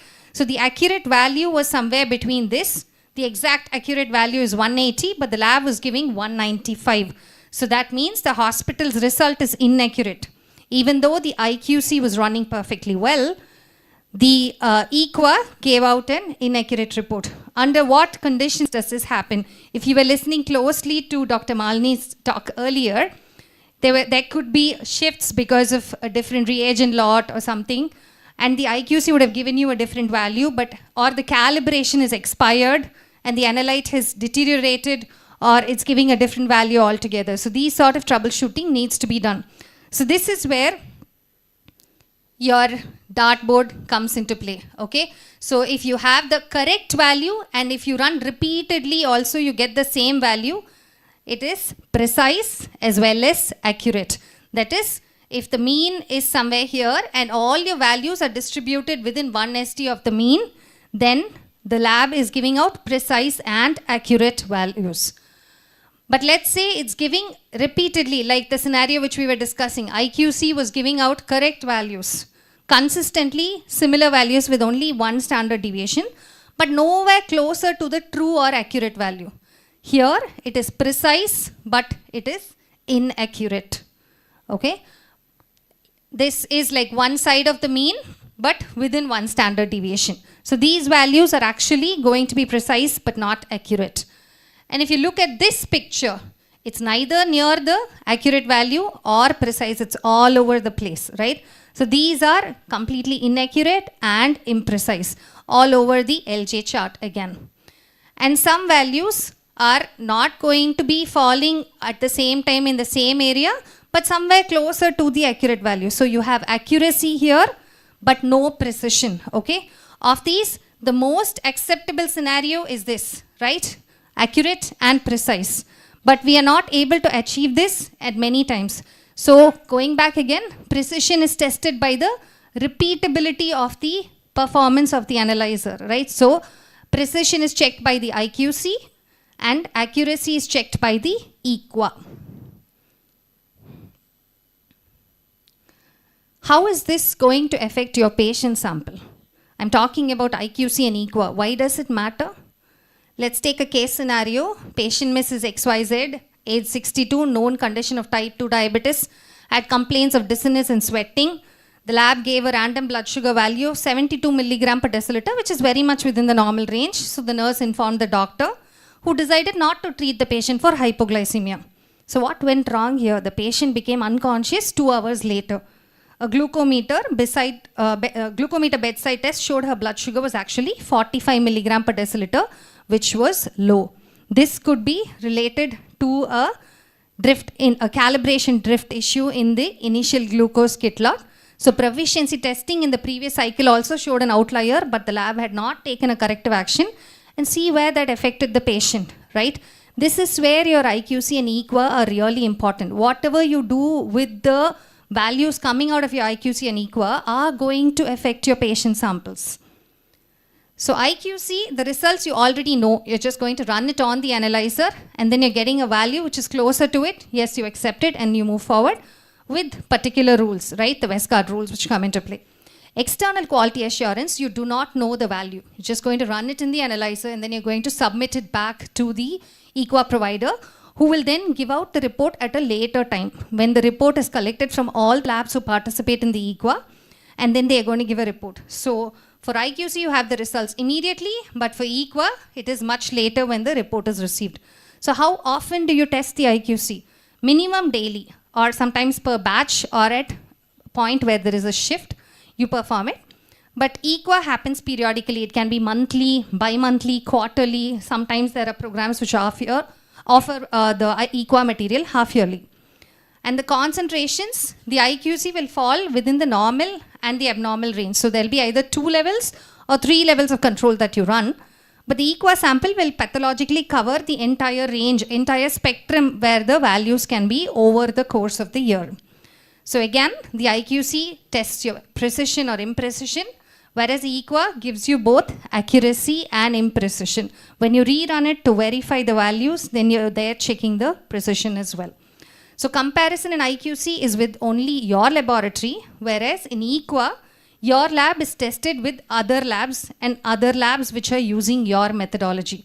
So if a patient comes to you and then after 3 months does a HbA1c A1C outside at a different laboratory, which is also accredited and therefore mandatorily participating in an EQA program, then your values will be comparable. But if they go and run it in a small time lab near their house, here, in our lab, we gave out a HbA1c of, let's not take the HbA1c, let's take a random blood sugar.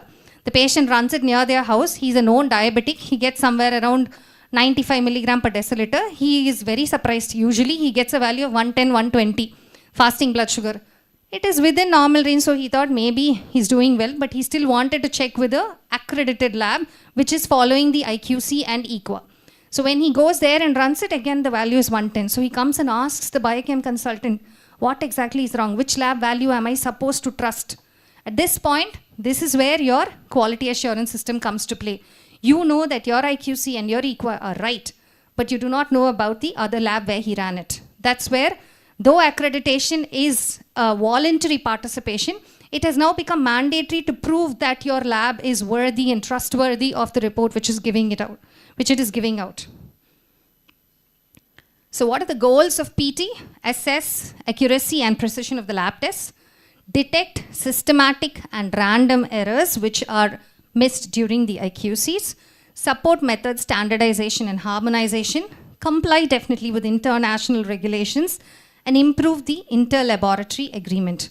So why is this PT essential? As I've already told you, for the hospital, it gives the institution recognition. It's a valuable assessment tool. It's an indicator of how the lab is actually performing and a mechanism to provide education also to the people inside. For the laboratory, it's a valuable tool for system confidence, to educate the staff, to give self-assessment and recognition. Whenever in doubt, you run the EQA. And also, public confidence is boosted. For the patient, they know that the system is working together to ensure the public receives the correct report for the correct patient, right? Accurate and useful information is given to the patient. And definitely, in the regulatory and accreditation compliance, it is mandatory. PT is mandatory as per the NABL for the lab to be accredited based on the ISO standards of 15189. And even for the CAP, College of American Pathologists, CAP surveys are mandatory. And these results are also audited for accreditation. So PT actually is becoming a global requirement for lab quality, accuracy, and patient safety. So the PT doesn't actually test the sample, it tests your system. So what are the types of proficiency testing schemes which are available?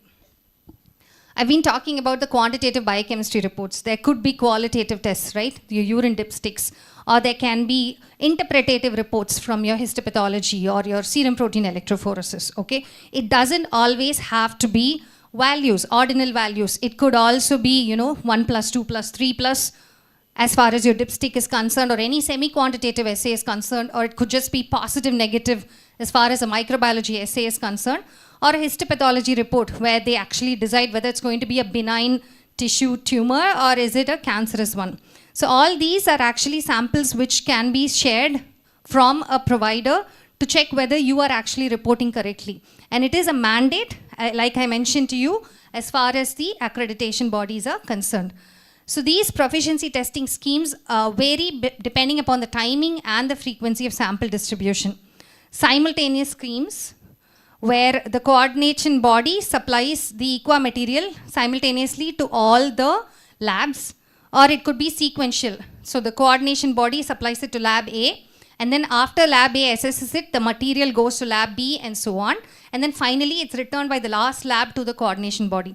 So each lab gives their interpretation of the equa, and then finally, the coordinating body tells you what was actually right and how many people actually got it right.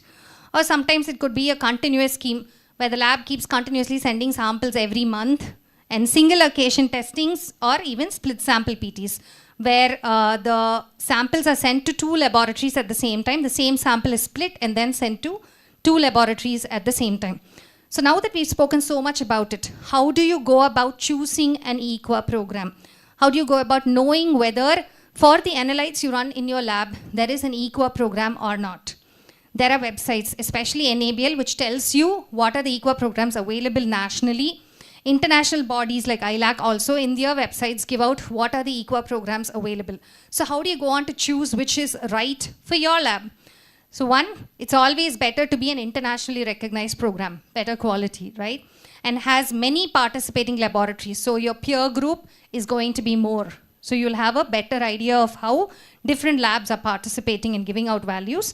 And there are numerous and varied samples, not just 6 monthly or once a year, but every month or bi-monthly is better. You keep testing the quality of your lab more often. Several distributions throughout the year with a rapid report turnaround. If I send the report now and then the equa provider gives the report 3 months later, and if my value was not right, for the last 3 months I've actually been giving out wrong reports to the patients, right? Think about going back and reverting the entire thing. So it's always better to have equa programs with a rapid report turnaround, and preferably electronic result entry and report return, because in this digital era, it makes things a lot more easier and avoid paper wastage and inaccurate entries, transcriptional errors. And they should be friendly and helpful, advice in troubleshooting. You know, sometimes the courier gets missed and then you're not able to reach out to them, you call them, they don't respond. Those sort of equa providers are finally not going to be able to help us in maintaining our quality. And it should also be educational. So the key components, first, the sample is distributed, right? So it is very similar to a patient sample, but without the interferences from the matrix. And blind analysis, so you do not know what the values are. So the result is submitted, and then once the result statistical evaluation is done and the performance report is given out to us, you should follow up with action if your equa was out, right? So first you find out which which equa program you want to participate in. You contact the local office, you place the order, and there the cost also comes into play, I won't deny that. And then you register your test methods. So for every analyte in your lab, you'll have to register what is the method you're doing it in, what are the units you're doing it in, enter all those details and configure your equa program for your lab. Only then they will be able to identify who your peers are going to be and give out a report appropriately. And then the specimen package is shipped to you. You test the sample like a patient sample. This is where it's really important, right? If you know that, most labs often know there's a lot of difficulty in treating it like a patient sample. You cannot raise a UHID and run it through, but it could be masked and given out as a patient sample so that you don't do anything special to the equa to ensure that it is accepted, right? It should be run like a patient sample. If you will run the equa sample just like how you run the patient sample, most often what we do, we fix the day. Today we're running equa. Is all the calibration okay? All the IQCs are within range, but probably this is not done for every patient sample. We're supposed to check all these things for even the patient sample. So that's why they say run it like a patient sample under the routine laboratory conditions, and then you submit the results online within a predetermined date. They give out specific cutoff days by which you're supposed to submit the report, and then once you receive the report, you review your reports and assess your performance within 3 days of receiving the report. If there is any action needed to be taken, you'll have to do that also, corrective and preventive action. We'll talk about that later going forward. And you repeat the process until all samples have been tested in the cycle. So you assure reliability of your test configuration and make necessary changes whenever there is a flag. And finally, once you're done with the entire cycle, you get a certificate of analysis, whether you were very good at it or you performed moderately or the lab did not perform well. You get all sorts of statistically evaluated reports from the equa provider, which is going to be helpful for years together for your accreditation program, as well as to assure the patient that you're giving out the right report. And then you go on to repeat the entire cycle. So how do we assess the result which is coming out of the equa?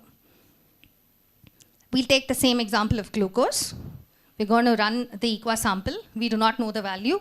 We have submitted the value. How does the equa provider actually assess our performance? For routine internal quality control, what is the statistical measure which is used to say if your analyte is doing well? You have a mean, you have a standard deviation. What do you calculate to say whether the analyte is performing well? CV, what is coefficient of variation? Formula, SD divided by mean into 100, right? If your CV is within an acceptable limit, then you know that your IQC performance is very good. Because you're going to be running the same IQC every day 3 times or sometimes even 4 times. So imagine looking at it after a month. How will you say that the analyte is performing well? All the time you cannot keep looking at the LJ charts, right? So you calculate a CV which will give the performance for the month, and then for the entire year you can accumulate the data and submit it as a statistical report. Similarly, for the performance of your equa, we have something called as Z-score, which is the most commonest method by which we evaluate the equa performance. In Z-score, X is our value, and the X dash or X bar is the peer's average value, or the peer mean as we call it. So our value minus the peer value or peer mean divided by the peer SD. So this is how it is evaluated, and if that value falls within plus or minus 2, less than or equal to plus or minus 2, you accept the performance of the analyte. Similarly, there's something called as standard deviation index, which is another word for the same Z-score. You can also assess it by bias percentage, which is, again, bias is something like whether there is going to be a negative shift or a positive shift. There is a difference from your value to the actual value you're supposed to be getting, right? So X is your value minus the reference mean or the peer mean divided by the peer mean into 100. This is what you usually use to check even for interlab comparison. So bias percentage, which depends upon the analyte, CLIA guidelines, Westgard, everywhere they give out what could be the acceptable bias percentage for the analytes, and you can check if your bias percentage is falling within that. And the last one, N-score, is often used in CAP testing, where the measurement uncertainty for the analyte is also taken into consideration.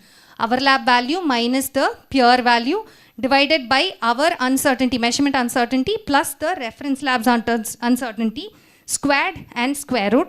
So you just have to understand that there's something called as N-score, and anything less than or equal to 1 is acceptable for the N-scores.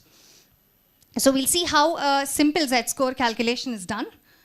So clinical lab participates in an equa program. The lab reported the following. So our lab value was 112 milligram per deciliter.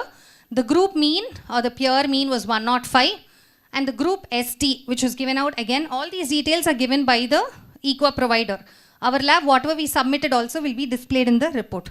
So can anyone calculate what is the Z-score for this? Our lab value is 112, group mean is 105, and the group SD is 3.5. How do you calculate it? 112 minus 105 divided by the group SD, which is 3.5, right? So you get the value of 2. So is this acceptable or not? As we discussed, up to 2 is within an acceptable range, okay? So here you'll also have to see whether it is plus or minus, okay? See, here we have reported 112, but the group mean was lower than us. So we are reporting a plus 2 Z-score. So we are actually over-reporting, but within the acceptable limits. In case it was opposite, it would be a minus Z-score, which you will be getting.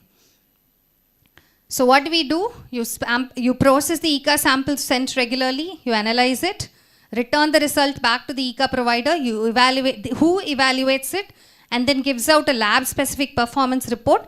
And once you receive the report, you look at it, and you need to take corrective action, or at least you need to look at the report and say that yes, it's acceptable, fine, we're good to go. You have proved that your lab is performing well, or sometimes yes, there is an oops moment, so you will have to do a kappa.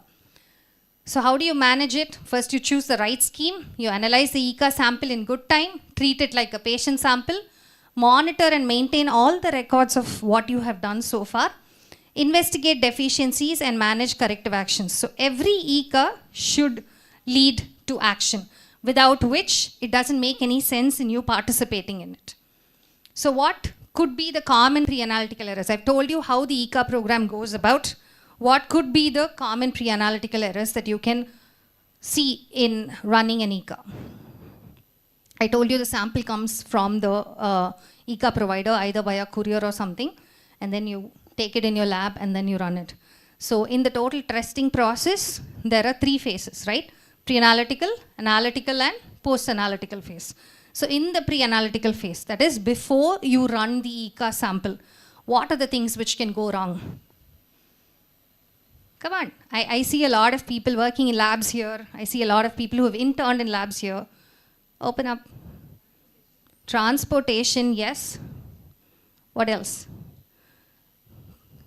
Correct storage of the ECA material, right? Sometimes it is lyophilized. It comes like a powder and then you're supposed to reconstitute it with a particular direction, right? So reconstitution errors, all of this can happen, right? So sample handling and storage, there could be an error where PT sample is not stored at the recommended temperature. It becomes hemolyzed during transport. So then it will lead to degradation of the analyte, or incorrect sample reconstitution, the lyophilized PT material not properly reconstituted. So this will again alter the analyte concentration. Let's say you're supposed to add 100 microliter of water, you add 200, then all your analyte values are going to be low, right? Or if you add 50, then everything is going to be high. So all these things you'll have to take care of. Delayed processing, like ma'am was telling, you prep the EQA, keep it there, go for tea, and then you completely forgot about it. Sari enna or 10 நிமிஷம் தான் run பண்ணிடலாம். Sometimes some analytes go out, right? And then mislabeling. Instead of running the EQA sample, we would have run some other sample. Same thing. Label it, keep it, and then you go somewhere else, come back, run a different sample thinking it's an EQA. Or failure to read the instructions as per the insert. These can often happen. So this is an example of a PT report given by Biorad, okay? The lab participated in 4 analytes.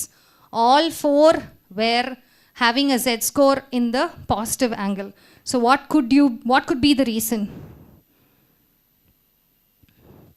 Lab participate for 4 analytes in immunoassay in the Biorad EQA program. Z-scores are all in the positive side, so they have over-reported or given reports with a positive bias. So if it is a pre-analytical error, what could cause this? You guys just told me, right? Storage, improper reconstitution, okay? All the 4 analytes which they participated in were out, okay? And what could be the analytical errors? Most often, calibration timed out, and you still continue to run IQC, refixed your mean thinking the particular running shifted range is acceptable, and then you don't think about how frequently the calibration has to happen. You just run the ECA material and you submit it. You'll get a misnormed report, right? So calibration errors, instrument not calibrated before running any sample. I would like to correct that before, without checking if the calibration is timed out. Incorrect method used. Say you are running by Jaffe, but you've actually configured the test as enzymatic method. Or there is an instrument drift. There is some optical issue or a temperature issue or a sensor instability issue in the machine. Reagent issues, like you've used an expired reagent or an improperly stored reagent where the reagent is not going to give you the right values for the patient as well as for the EQA. For the patient, you may not realize it, but when it is the EQA, the report will tell you that you were wrong. And inadequate maintenance performed, like, cuvettes are not washed cleanly, all those sort of things, flags did not show, or you did not see the flags, pipetting errors, which happens most often, and cross-contamination, carryover from a prior sample. These are all the analytical errors which can happen. So this is the report of a particular lab where the NT-proBNP was out. Okay, what is the first thing we do? You get an EQA report like this. It's a rejection Z-score. It's more than 2, minus 3.16. What is the first thing you will do? Is it like an IQC, you just rerun and see, or do you check for other parameters as well inside your system? What are the things you will troubleshoot before you rerun the equa material? You know, you've gotten a rejection Z score in the equa. So what is going to be your corrective action here? What are the things you will check? First, whether you reconstituted the equa material properly, right? And then whether you stored it at the right temperature. Whether the reagent was having onboard stability. Whether there was a calibration issue, right? Whether you put the right calibrator, right lot of calibrator, right? All these things needs to be checked. So what happened here was they recalibrated the analyte and then they ran the equa material, came correctly. Apparently, the analyte had a calibration due every 28 days, which was overlooked. So these sort of things have to be seen for when you get your report. This is another case scenario. CSF chloride was run. This is a typical report from a Randox evaluation, RECA's material, okay? So all methods, ion selective electrode direct was the report given, and this was the lab's participatory reports. The lab gave a report of 139, and the Z score was, or the STI was 2.34, which is a warning Z score. And if you look here, ion selective electrode, indirect method had about 125 participants, whereas direct method had only 13. The lab had to go back and do all the corrective actions for it, but the most important thing they missed was they had configured it as direct instead of configuring it as indirect, which was the lab's methodology. So because of that, the ECA actually went out. So then they had to go and correct it. The configuration was changed, and then the ECA report was resubmitted, which fell very much within the range which is given for the ion selective indirect methodology. Ion selective indirect was 134, and they got a value of around 139, which was actually acceptable. So configuring the right methodology is very, very important as far as your ECA is concerned, not just troubleshooting what is wrong with your material and the way it was run and the technician who processed it. In the post-analytical errors, what could come? Incorrect result entry, wrong unit reporting, reporting the wrong parameter, like, you know, while there are like 15, 20 parameters continuously going to be entering out the report, you just enter the wrong value for a particular analyte, there goes your ECA. Delayed submission, just because you forgot what was the last date. And failure to review the scoring report from a previous value, not applying the corrective action. If you don't do all this, there's no point in actually participating, right? So this is a typical example of a post-analytical error. 24-hour urea reported as 34,218 with a Z score of 18,261. But urea was, the analyte urea was very much within the normal limit. So then we were puzzled. What went wrong? Actually, the formula has a divide by 1,000, which was not done, and the report was submitted like this. But if you see, the actual value was 34.2 instead of 34,218. And the Z score was very much within the acceptable range. So these sort of errors should also be avoided. It's not just transcriptional errors. In real life, you would actually face these things when you actually calculate EGFR, when you calculate 24-hour urea or creatinine or protein. If the formula is wrong, your entire process goes wrong. Actually, you've done nothing wrong, except that you didn't apply the formula correctly. The analyte was performing well, but since the formula was not entered right, your Z score went way off the charts. And this is something which is also a post-analytical error. As in, you did everything right, you just missed the deadline. The date for submission was overlooked by the technician who was in charge for the EQA. So instead of submitting it by the due date, say by 15th of the month, they missed it and submitted it by 17th or 18th, and then you get such a mark for everything. Okay, these sort of errors need to be avoided. So you need to really plan how you go about an ECA program. It's not just getting the material, running it, documenting all the reports you got and submitting it, and then finally doing the RCA, right? You have to have a process in place to actually run the EQA. So what are our roles based on our responsibilities? For the clinician, they have to trust the lab. They have to communicate with the lab and interpret the results with the context of the lab's quality. Always pointing a finger at the lab is also wrong, but not pointing a finger at the lab is also many times wrong. The lab would not have realized it. The clinical scenario may not have been noticed. But if they communicate, you could still pick out outliers and errors. The lab technician, they have to follow the protocols accurately, avoid pre-analytical errors, clerical errors, or just doing things for the sake of doing instead of actually doing it for the quality of the lab.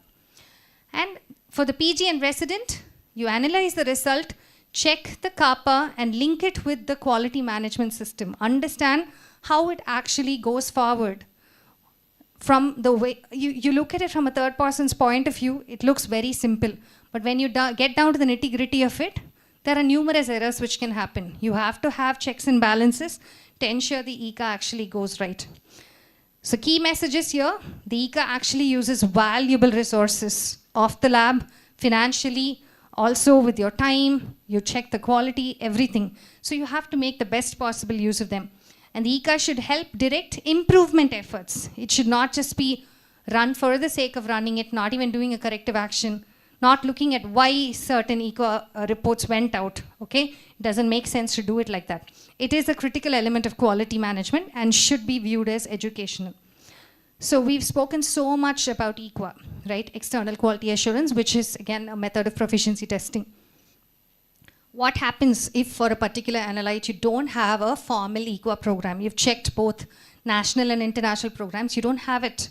No national PT scheme, no organizer provider, or you run very few tests for which you feel paying for an EQA program is, you know, very highly priced, but I get only 2 or 3 samples a month. But you still want to check whether you're going in the right direction, right? Whether the quality of your report is correct.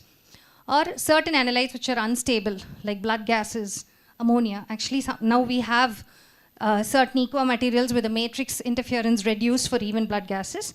But most often, analytes like ammonia, G6PD, we do not have EQA programs. Recently, they've started introducing them. But these analytes are highly unstable, and having an EQA program for that sometimes is not feasible. So what do? We are already checking the IQC. We could do a split sample testing. Take a particular patient sample, split it into 2, run it on different analyzers or with different methodologies, or just give it to 2 different staff and ask them to run it at the same time and see if they have done the entire process correctly. That's one way of checking it. Or if you have reference materials in the lab, like you don't have an external target, you have your calibrator for which you know the actual value. You can run the calibrator in patient mode and see whether the analyzer is giving the calibrator's value. That's another way of looking at it. Replicate analysis, like I told you, repeatedly running it and checking if the precision is coming correctly. Or you send it to another reference lab comparison, which is called as inter-lab comparison. So if you're going to do an inter-lab comparison for an analyte which does not have an EQA program, or you do not have so many tests that you want to pay and participate for an EQA, what are the things you have to look for? First, you are an accredited lab. So you need to give the sample to another lab which is actually accredited, right? Otherwise, it doesn't make sense to give it to any ABC lab. Number 2, the lab should have the same method, preferably the same instrument which you are running, okay? And then you can send out the sample to the lab. It's always preferable to have a memorandum of understanding with the lab, an MOU, stating ILC samples will be sent. So you plan it just like an EQA. You decide whether you want to send it every month or every 3 months or every 4 months, how you're going to run it, which lab you're going to send it to, whether you have an MOU with that lab, and then you start sending the samples, and then you get the report back. So how are you going to assess it? Just like for IQC, you have CV percentage. For EQA, you have Z-score. How do you assess the performance of an interlab comparison? It is going to be your bias percentage, okay? Your result minus the target or the peer lab's value divided by their value again into 100. So the glucose, if you sent it out, 100 milligram per deciliter was a peer value, 106 was your result. So you're like slightly over-reporting it, so you get a positive value. But this 6% is within the acceptable limits for bias percentage. Similarly, if our value is lower than the peer, then you'll be getting a negative value, right? So that's how you will assess it. And most importantly, document everything with proof. If you've run it on the machine, store the machine printout. If you've given it out to another lab, keep the lab's report with you so that they are evidences for you actually doing it and not just fudging the data. So what is interlab comparison? The organization, performance and evaluation of measurements or tests on the same or similar items by 2 or more laboratories or inspection bodies in accordance with the predetermined conditions. And if you're not able to do even an ILC, at least we can document a split sampling where the same patient or control sample is divided and tested in 2 or more laboratories, or most often using different methods, different instruments, or different individuals. So to wrap up, what are our key takeaways? PT is essential for patient safety and definitely mandatory for regulatory compliance. Failures can actually affect the patient, right? It can lead to misdiagnosis, delayed care, and even have legal and financial consequences. So what is the best practice? Follow the PT protocols strictly. Don't run it and then call the next lab and ask, guys, you're participating in the same equa. Did you get the same value? Stop doing that, right? We have to treat it like a patient sample. Train and assess your staff regularly. Give them an opportunity to run the ECA. Assess whether they're doing it correctly. A junior staff may have come in. Unless you train them, they will not know how to do it right. Conduct root cause analysis for every PT failure. That is a must. You'll have to see if you're getting the right result, just like the IQC. If you don't get the right IQC value, if it is out, you do not run patient sample. And if you don't get the right EQA, it's really time to look at your system. And use internal audits and ECA benchmarking values to check if you're going in the right direction. So embed PT into daily lab culture, not just because it's required for compliance. And accuracy always equals to trust. And that, again, always equals to patient safety. So I'll end by saying your PT score doesn't just measure your accuracy, it measures your attitude towards accountability, both to the patient, to the hospital, to the doctor, and to yourself. Thank you for the opportunity.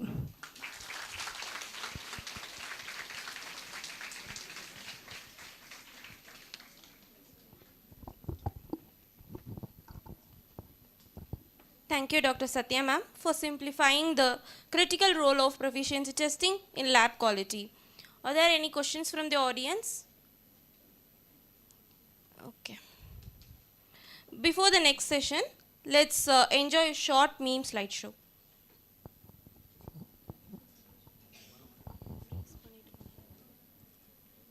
நான் ரெடின்னு சொன்ன உடனே எந்த டைரக்ஷன்ல வேணாலும் என்னை attack பண்ணுங்க. அதை எப்படி தடுக்கிறீங்கற மட்டும் வாட்ச் பண்ணுங்க. ரெடி. எந்த ஒரு விஷயத்தையும் பிளான் பண்ணாம பண்ணா இப்படித்தான். பிளான் பண்ணி பண்ணணும். ஓகே.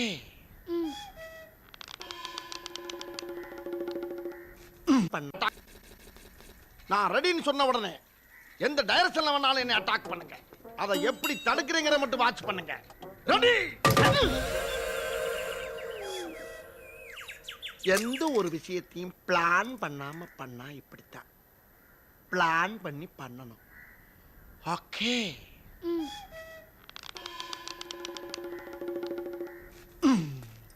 பப்பு இதாடி லொச்சக் மொச்சக் பஜக் குட் லொச்சக் மொச்சக் பஜக் லொச்சக் மொச்சக் பஜக் லொச்சக் மொச்சக் பஜக் லொச்சக் மொச்சக் பஜக் லொச்சக் மொச்சக் பஜக் லொச்சக் மொச்சக் பஜக் லொச்சக் மொச்சக் பஜக் லொச்சக் லொச்சக் மொச்சக் பஜக் லொச்சக் மொச்சக் பஜக் லொச்சக் மொச்சக் பஜக் லொச்சக் மொச்சக்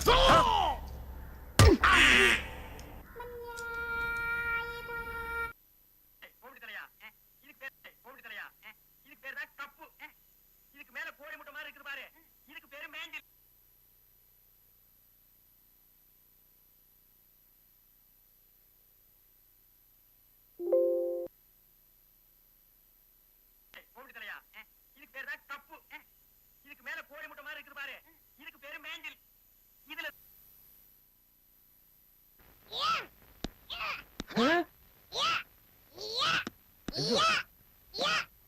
இந்த போடு போடுறான். டேய், இப்ப எதுக்கு நீ மத்த இடத்துக்கு மோரெல்லாம் கடிச்சிட்டு இருக்கற? கொண்டாடா.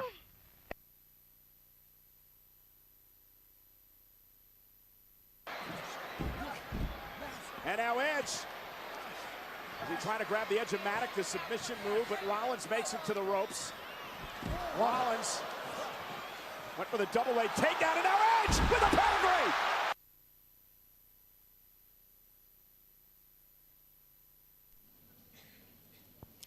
Next we ஐயோ have. மாலா, எரிச்ச தாங்க முடியலடி. பேன 12ஆம் நம்பர்ல வை.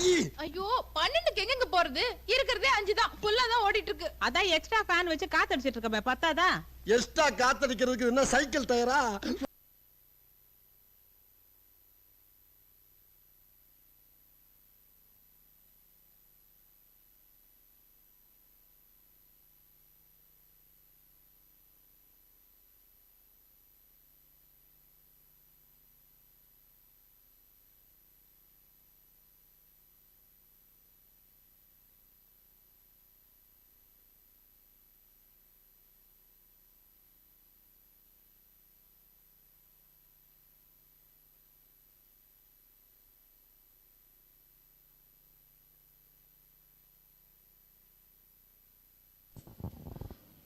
Next we have Dr. Soumya ma'am speaking on lab alert risk assessment strategies in clinical biochemistry. To introduce our speaker, I now invite Dr. Perlin Bala, Assistant Professor of Biochemistry, to the podium.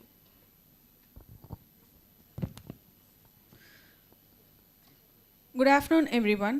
It is a honor and privilege to introduce our distinguished speaker, Dr. Soumya ma'am, a highly accomplished medical professional, an educator, and a researcher in the field of medical biochemistry.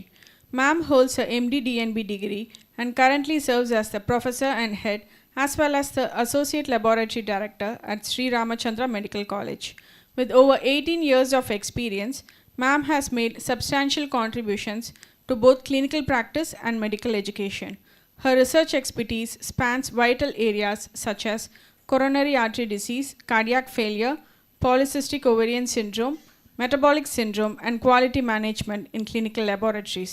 Ma'am is a pioneer in educational innovation with a special focus on flipped classroom models and problem-based teaching, helping to shape the future of medical education. Ma'am is a qualified NABL, NABH, and international lead assessor since 2018 as per ISO 15189, 2012 and 2022, reflecting her role in upholding the quality and standards in laboratory medicine globally. She plays a pivotal role in academic governance, serving on multiple committees including the Medical Education Unit, NAC, and the Faculty Development Committee at Sri Ramachandra Institute. She is also a member of several professional bodies such as the Association of Medical Biochemists of India, Association of Clinical Biochemists of India, and Academy of Medical Laboratory Auditors. Dr. Soumya ma'am, a prolific researcher, has published extensively in both national and international journals, with her work bridging the gap between clinical biochemistry and medical education. Please join me in welcoming Dr. Soumya ma'am.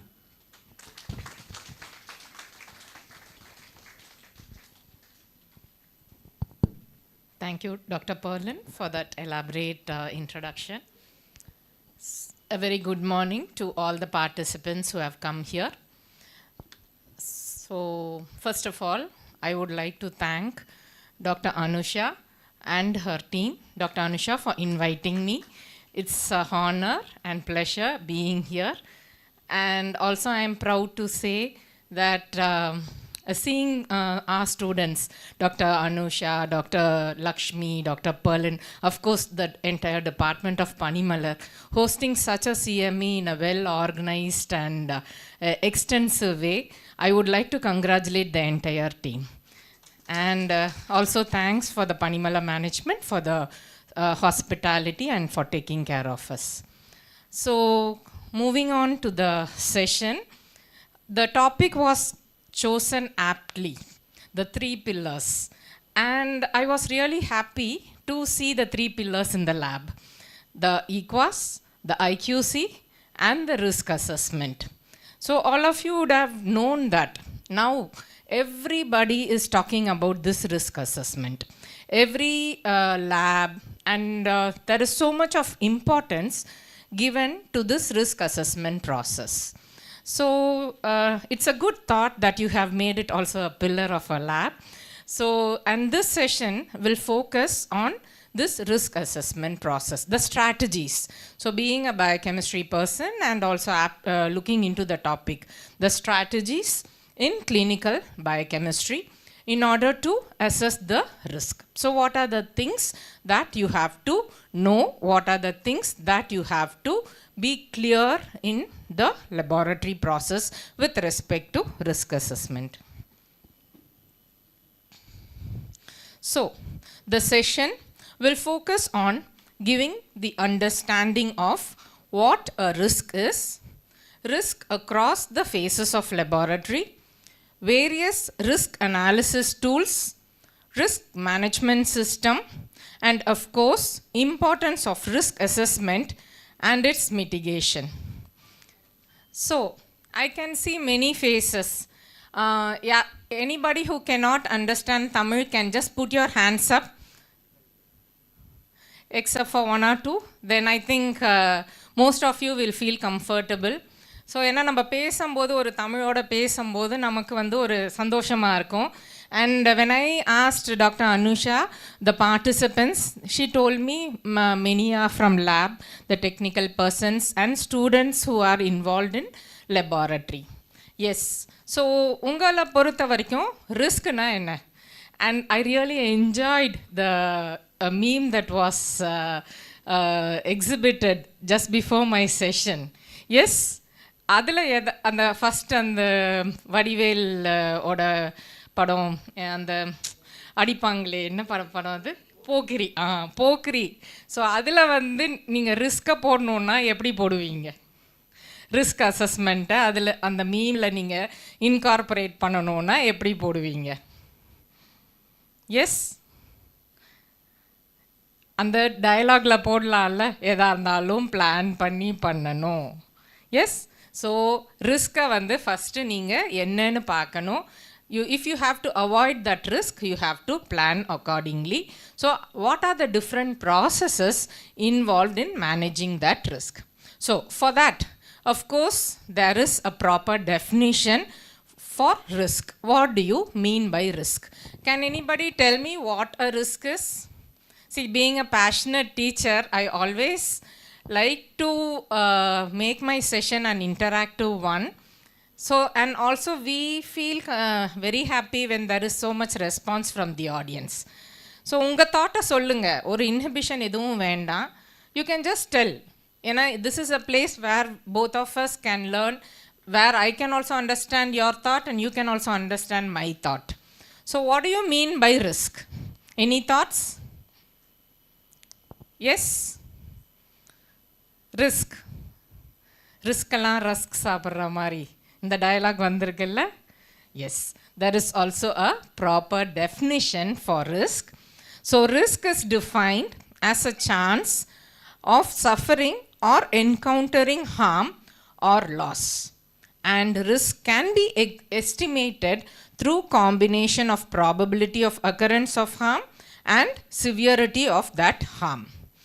And there is also the standard that gives a proper definition for risk. So the ISO 31000-2018 version defines risk as the effect of uncertainty on objectives, essentially the probability of an unfortunate occurrence. So இது வந்து definition. இது வந்து நீங்கள் சொல்ல வேண்டிய definition. But உங்கள் புரிதலுக்காக நான் சொல்கிறது என்னென்னா, ரிஸ்க்குனா anything that can harm a result or a person or a process. Simple way. Okay? So anything that can create problem to a system, create problem to a person, create problem to a place. Okay? That you can call it as a risk.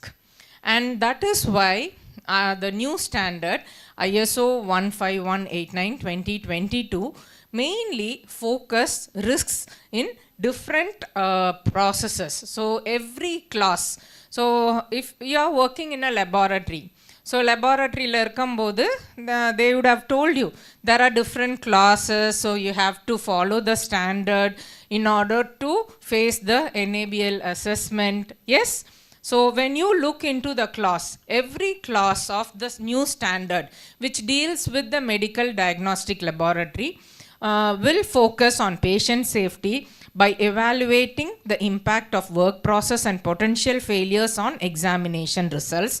So that is why it gives a term risk. So what are the different risks that can happen in that particular phase which is causing an abnormal or an erroneous result? That has to be identified and that has to be addressed.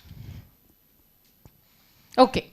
So what are the different strategies that are involved in risk assessment process? So these are the different strategies. So first one is risk identification. Okay. So you have to identify the hazards. So you have to recognize the circumstances that could lead to injury or ill health.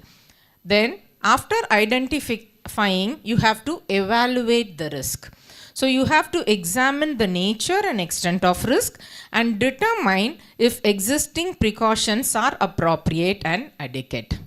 Then who are at risk? So you have to identify who are at risk. Then of course you have to record the findings, and not the least strategy, you have to keep monitoring, reviewing it, and you have to updating it. So I will be covering my session under these 5 topics. Okay. So the first strategy in risk assessment is identifying the risk. Next strategy is assessing the risk. Then implementing control measures. Aprom monitoring and review of control measures. And finally recording and communicating the findings to ensure ongoing safety. Okay. So first strategy, identifying risk. So what do you mean by identifying a risk? What do you mean by identifying a risk? Yes? Come on, tell me. What do you mean? ஒரு இடத்துல வந்து risk identify பண்ணுங்க அப்படின்னு சொன்னா, what do you mean by that? With respect to laboratory, you tell me. If you are going to tell, I am going to come and ask you. So what are the risks that can happen in the sample collection area? அப்படின்னா என்ன அர்த்தம்? எங்கெல்லாம் sample collection பண்ணுற இடத்துல பிரச்சனைகள் வரலாம், எங்கெல்லாம் it can go wrong, where all process can be a failure. Yes? So what are the different, in other terms, pre-analytical errors? Okay? So எங்கெல்லாம் problem வரலாம்? Identifying the patient, okay? Collection of sample, transportation of sample, labeling of sample. Okay, so like that you have n number of risks that you can identify in a phase of a laboratory. Okay, so for that you have so before me going into the different phases, let me just give you what do you mean by risk identification. Risk identification is a process of discovery, recognition and description of risk. And risk description contains 3 elements: the source, events and consequences. So what do you mean by source? From where the risk can happen. What do you mean by event? What will happen because of that risk? And what do you mean by consequence? Because of that risk, what can be the consequence? So you have to have all these 3 in mind when you are describing a risk. Okay. Now moving on to the different phases of laboratory. For students, I would like to say, you have to understand, phase of laboratory doesn't mean the place where you are analyzing the sample.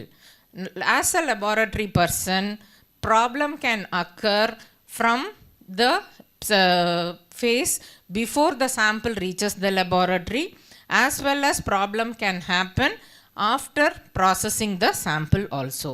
So there are 3 different phases of a laboratory: the pre-analytical phase, analytical phase, post-analytical phase. Pre-analytical phase starts from patient meeting the consultant, consultant generating the request, then till the sample reaching the laboratory. That is called as the pre-analytical phase. So pre-analytical phase, you have sample collection, you have sample transport, sample reception. If it is a standalone laboratory where they have to send the samples to a different place, then sample preparation, okay? And once it reaches the lab, giving a request number for that sample so that it will be processed, so that is called as a sample ID, and then entering into the laboratory information system, and then giving the sample into the section or into the department. So till here it is the pre-analytical phase. Why you should know all these things is, when I tell you identify the risk in different phases of laboratory, so you have to be clear from where to where is the pre-analytical phase, and from where to where it is the analytical phase, and from where to where it is the post-analytical phase. Okay, now samples has reached the laboratory. So till here it is the pre-analytical phase. Now starts the analytical phase. Analytical phase is when once you start loading the sample, processing the sample, until the report getting verified and approved by the authorized signatory. So all these, so the workflow, examination analysis, preparation of result, informing critical results whenever it is required, all these comes under the examination phase, till the reporting of the result. Then the post-examination is after processing, the reviewing the result. If it is critical, informing them. Then if it is correct, then if the manual entry is required, entering the results into the system. Or if it is interfaced, approving the result. All those things come under the post-examination phase. Is it clear? So these are the different phases of laboratory. Now you should tell what are the different risks that can happen in these 3 different phases of laboratory. The pre-analytical phase.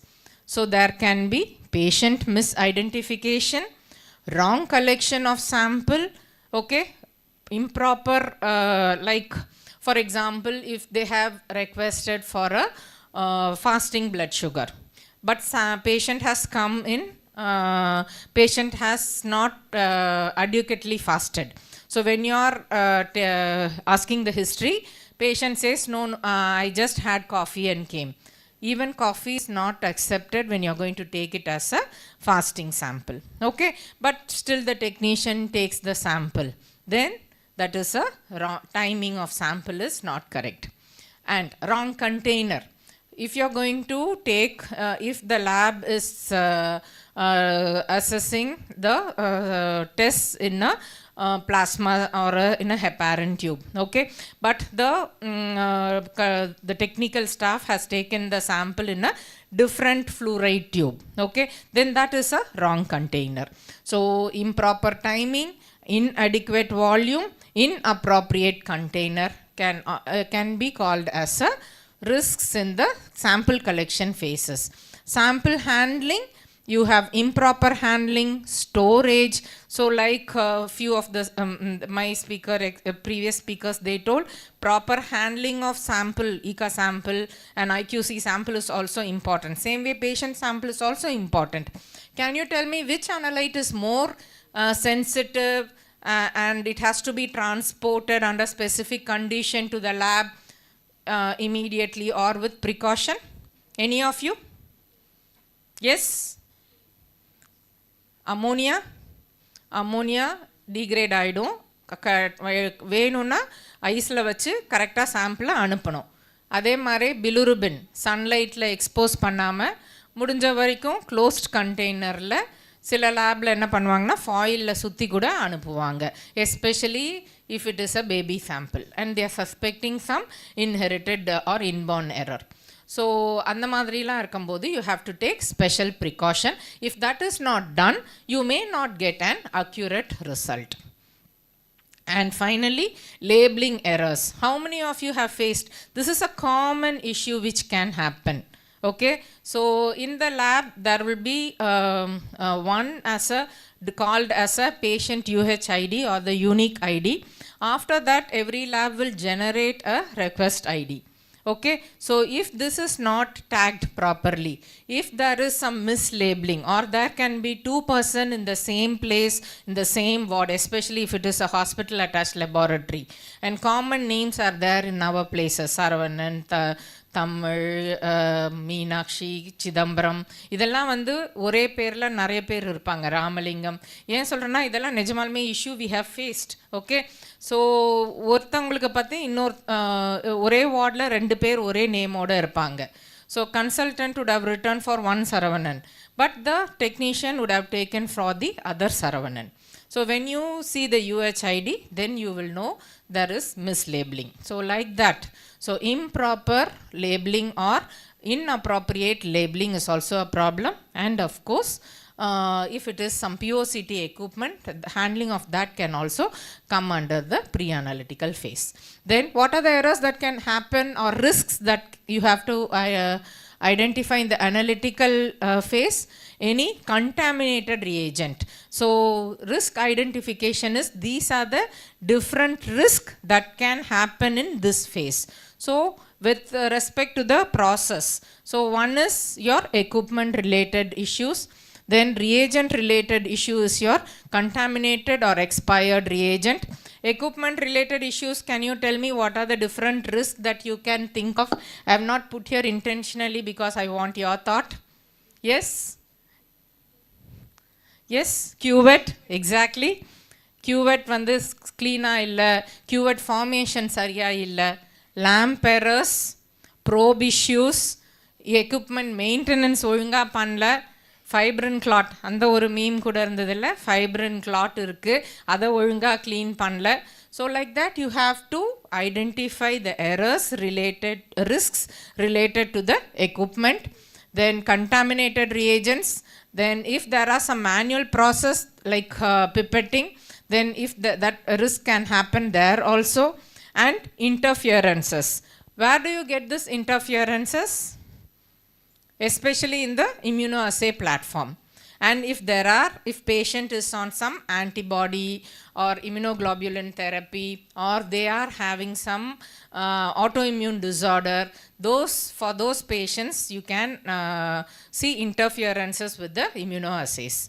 Then sample degradation, where prolonged storage or inappropriate handling of sample.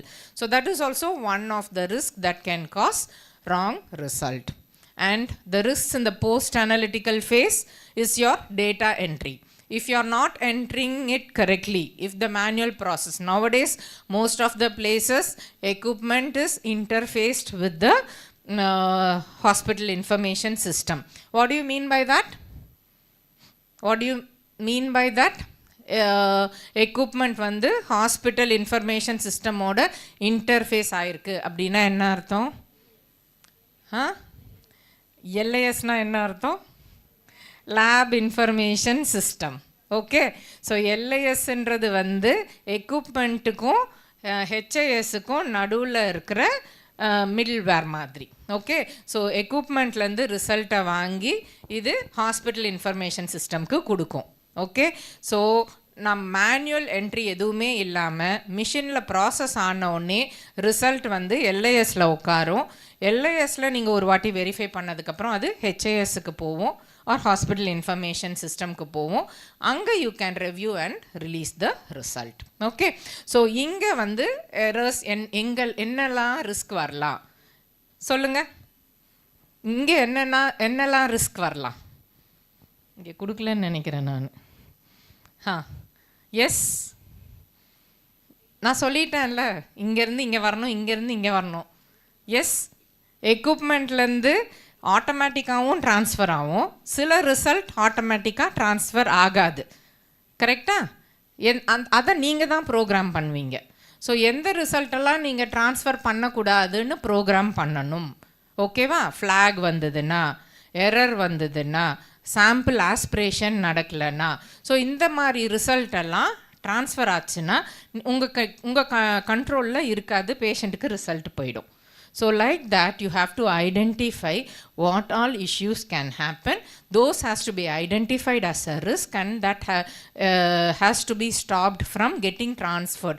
Those values has to be stopped from getting transferred to the laboratory information system or to the hospital information system. Okay, so in like that you have to identify the risk in various phases of laboratory. Okay, so I think most of you would be familiar. So எப்போ பேசினாலும் இந்த fishbone diagram போடுவாங்க. ஒரு லேப்னு எடுத்துக்கிட்டா இதுதான் major components: man or people, process, what are the measures that are in place, how is the environmental condition in the laboratory, what are the equipments that are being used in the laboratory, and of course what are the different materials that are used in the laboratory. So edhukku in the picture போட்டேன்னா you have to know if you are going to work in a laboratory, இந்த இடத்துலலாம் risk வரலாம், இந்த இடத்துலலாம் நம்ம ரிஸ்க்கை யோசிக்கணும், இந்த இடத்துலலாம் நம்ம கண்ட்ரோல் மெஷர்ஸ் வைக்கணும். அப்போ தான் நமக்கு ப்ராப்ளம் இல்லாமல் கரெக்டான report as a laboratory person we will be able to give. Okay, so moving on to the measures. So first is like you have to have a policy, you have to have a document in your laboratory. How many of you are coming from an NABL accredited laboratory? Just put your hands up. NABL or NABH accredited laboratory? Yes? Yes, students? So you should be, if anybody is from Panimalar, it is an accredited laboratory. Okay, so ஒரு லேபில் வந்து ஒரு process வந்து streamline ஆகணுன்னா they should have a protocol, they should have a documented procedure. So இப்போ நீங்கள் வந்து உங்கள் லேபில் போய் பாருங்கள், குவாலிட்டி சிஸ்டம் மேனுவல்னு ஒன்று இருக்கும், எஸ்ஓபி அப்படின்னு ஸ்டாண்டர்டைஸ்ட் ஆப்ரேட்டிங் ப்ரொசீஜர்னு இருக்கும். இப்போ ஒருத்தவங்க வந்து இப்போ இன்டர்னல் குவாலிட்டி கண்ட்ரோல் நீங்கள் ரன் பண்ணணுன்னா எப்படி ரன் பண்ணணும், what is the frequency, how you are going to take a corrective action, இது எல்லாத்துக்கும் ஒரு ப்ரொசீஜர் இருக்கும். ஸோ இந்த மாதிரி ஒரு procedure you have to have. If that is not there, then there is a risk of a process not happening in the right way. Then people, you have to have good people, competent people, they have to be evaluated eventually for their competency. Process, you have to have different measures in assessing the risk in various points in the process. See, for example, இப்போ ஒரு lot reagent வந்து ஒரு லாட்லேருந்து இன்னொரு லாட்டுக்கு மாறுது, lot to lot verification பண்ணுவோமா பண்ண மாட்டோமா? Yes or no? பண்ணணும். ஓகே, ஏன்னா ஒரு லாட்லேருந்து இன்னொரு லாட்டில் ஒரே சாம்பிளை நீங்கள் ரன் பண்ணும்போது வேல்யூ வந்து அதே வேல்யூ வருதா, கரெக்டாக வருதா அப்படின்றத அசஸ் பண்ணுறதுக்கு தான் இந்த lot to lot verification. So அதுக்கு வந்து you have to fix up a procedure and you have to follow it up.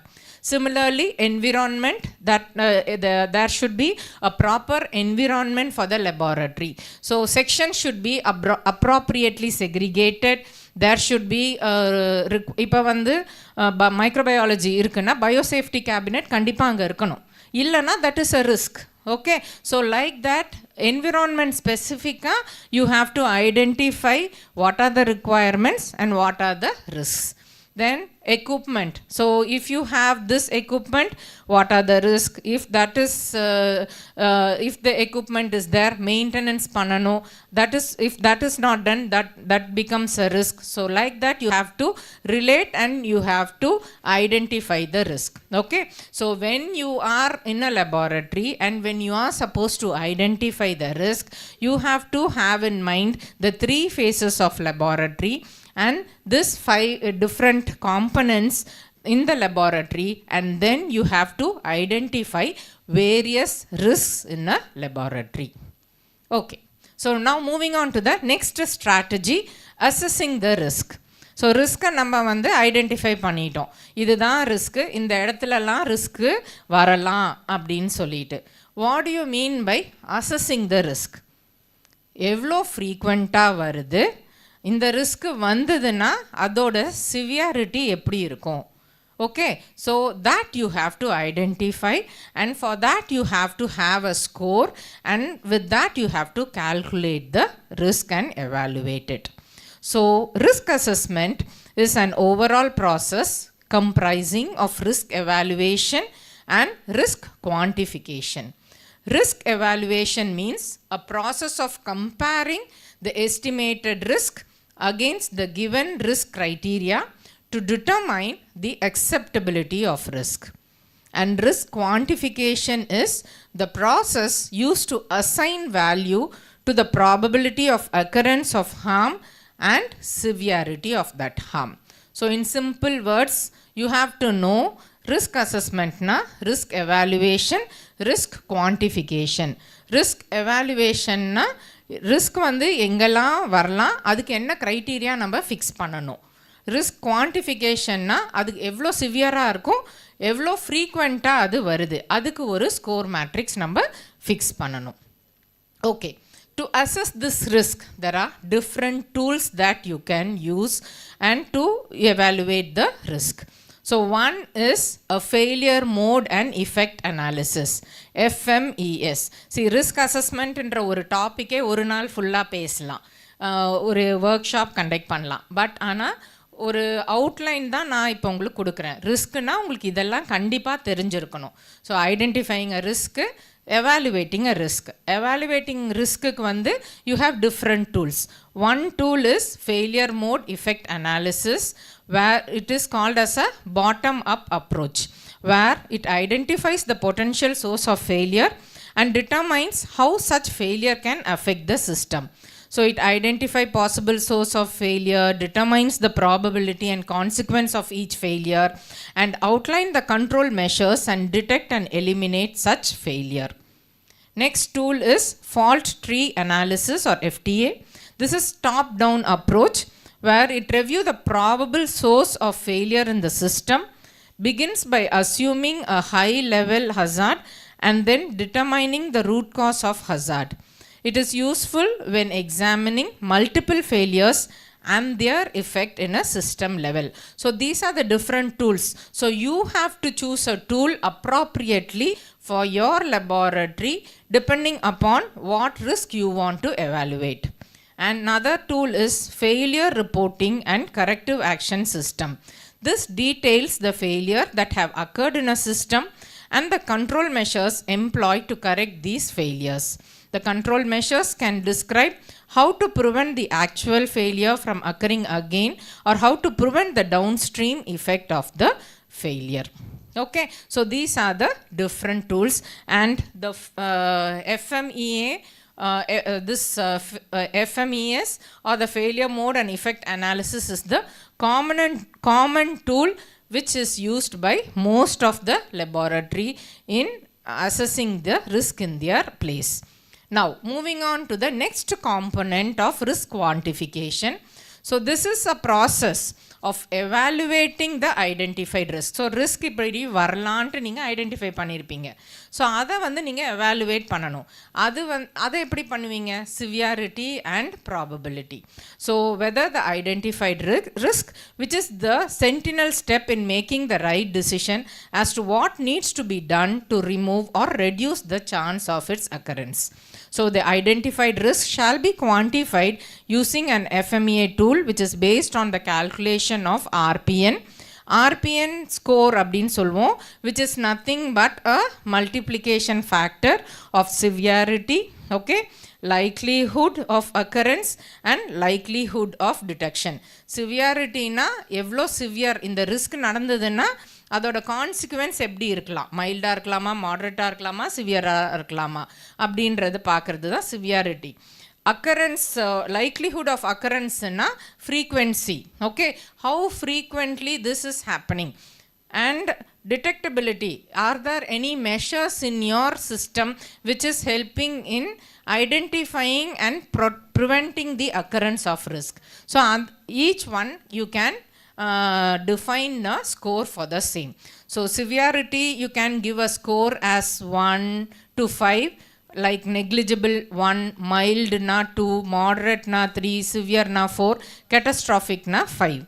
And occurrence abdina few times, like once in a year, or once in a month 2, once in a week 3, few times a week 4, and few times every day 5. Okay, and detectability score very easy நாங்கள் detect பண்ணிடுவோம், or it is impossible to detect. Okay, so இந்த மாதிரி நீங்கள் assign பண்ணிடணும் ஒரு ஸ்கேலுக்கு.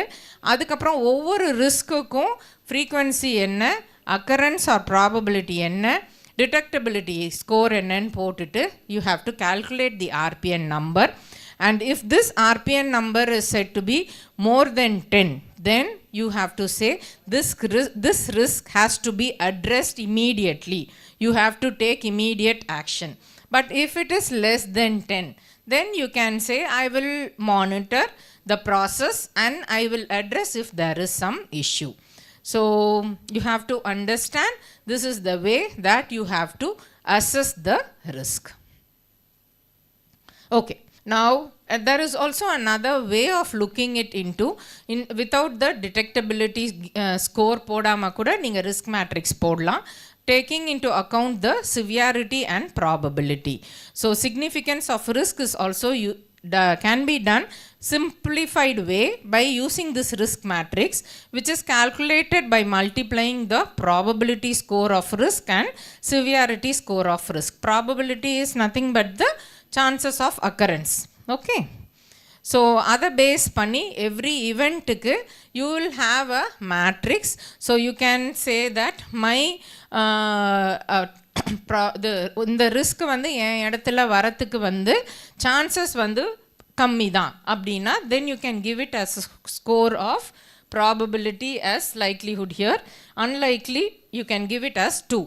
And அதோட consequence வந்து பெருசாக ஒன்றும் இல்லை அப்படின்னா அதுக்கும் ஒரு ஸ்கோர் 1 கொடுக்கலாம் நீங்கள், ஏன்னா it is insignificant.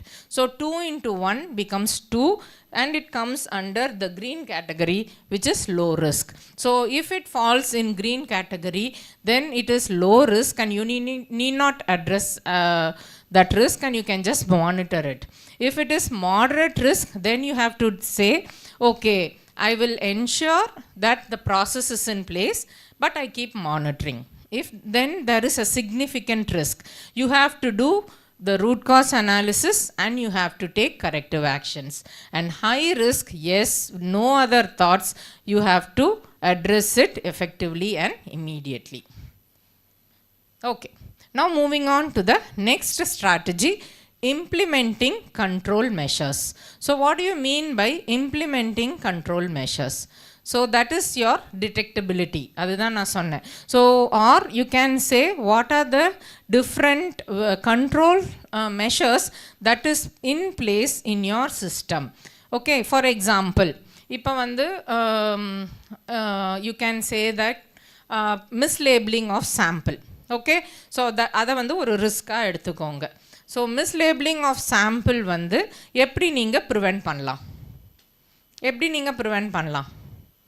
Common thing, ஒரு பார்கோடு வச்சிட்டோன்னா கரெக்டாக ஃபஸ்ட்டு பேஷண்ட் ரெஜிஸ்ட்ரேஷன் கவுண்டரில் மட்டும் பேர் யூஹெச்ஐடி கரெக்டாக இருந்ததுன்னா அந்த பேஷண்ட்டோட ஐடியை போட்டால் வேறு எந்த டெமோக்ராஃபிக் டீட்டெயில்ஸும் மாறாது.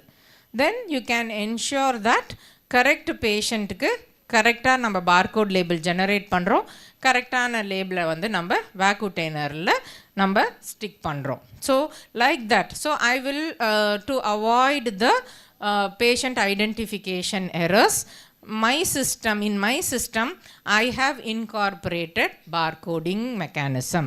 So that is one type of control measure. So I am just giving you few example. Information regarding patients are incomplete and inaccurate. See, if you are working in a hospital setup, so first வந்து patient hospitalக்கு வந்தாங்கன்னா patient register or also in a standalone lab, patient வந்து register தான் பண்ணுவாங்க. ரெஜிஸ்ட்ரேஷனில் வந்து என்னென்ன details எடுப்பாங்க? பேஷண்ட்டோட name, இது phone number, address, கரெக்டா? So all these details you will B entering in to the registration system.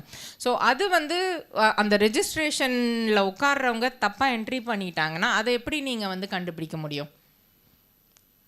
There are chances of entering it inappropriately. Yes? சொல்லுங்க, what will be the control measure? Patient வந்து phone number வந்து 9942 அந்த மாதிரி சொல்கிறாரு, ஆனால் enter பண்ணும்போது 9842ன்னு போடுறாங்க. கம்ப்ளீட்டாக வேறு ஒருத்தரோட ஃபோன் நம்பர் தானே அங்கே போய் உட்காரும். அப்போ அதை எப்படி வந்து நீங்கள் அவாய்ட் பண்ணலாம்? Think. How? Correct. Cross check it with the patient. What are the different ways of, yes, you are right. What are the different ways you can check it out? Exactly. Okay, so ஒன்றும் இல்லை, இன்னொரு மானிட்டரை நீங்கள் connect பண்ணிவிட்டு இங்கே registration கவுண்டரில் enter பண்ணதெல்லாம் patient வந்து அங்கே எதற்க உட்காந்து பார்த்துட்டு இப்போ அவங்க டீட்டெயில்ஸ் கரெக்டாக இருக்கான்னு செக் பண்ணிட்டு சொல்லுங்கள் அப்படின்ட்டு அவங்க செக் பண்ணிவிட்டு சொன்னாங்கன்னா 2 way you are checking the process. அப்படியும் எரர் நடக்கலாம், but there is some control measures in place. Okay, so like that you have to think. Then improper collection. So ஒழுங்காக கலெக்ட் பண்ணல. ஸோ ஃப்ளூரைட் இது fasting sugar இருக்குது, ஆர்எஃப்டி இருக்குது அப்படின்னா first வந்து sugar எடுத்துடுறாங்க, அப்புறம் ஃபாஸ்டிங் எடுக்கிறாங்க, இது சாரி ஆர்எஃப்டி எடுக்கிறாங்க அப்படின்னா தென் அதுவும் தப்பு தான். ஸோ அதை எப்படி நீங்கள் அவாய்ட் பண்ணலாம்? டெக்னீஷியனுக்கு வந்து ஆர்டர் ஆஃப் ட்ராவை வந்து கரெக்டாக சொல்லி கொடுக்கணும், அவங்கள அசஸ் பண்ணணும், அவங்களோட காம்பிடன்சியை எவாலுவேட் பண்ணணும். That is one type of control measure. Internal QC failure not addressed, that is a potential risk. Yes, so அதுக்கு வந்து என்ன கண்ட்ரோல் மெஷர் வைப்பீங்க?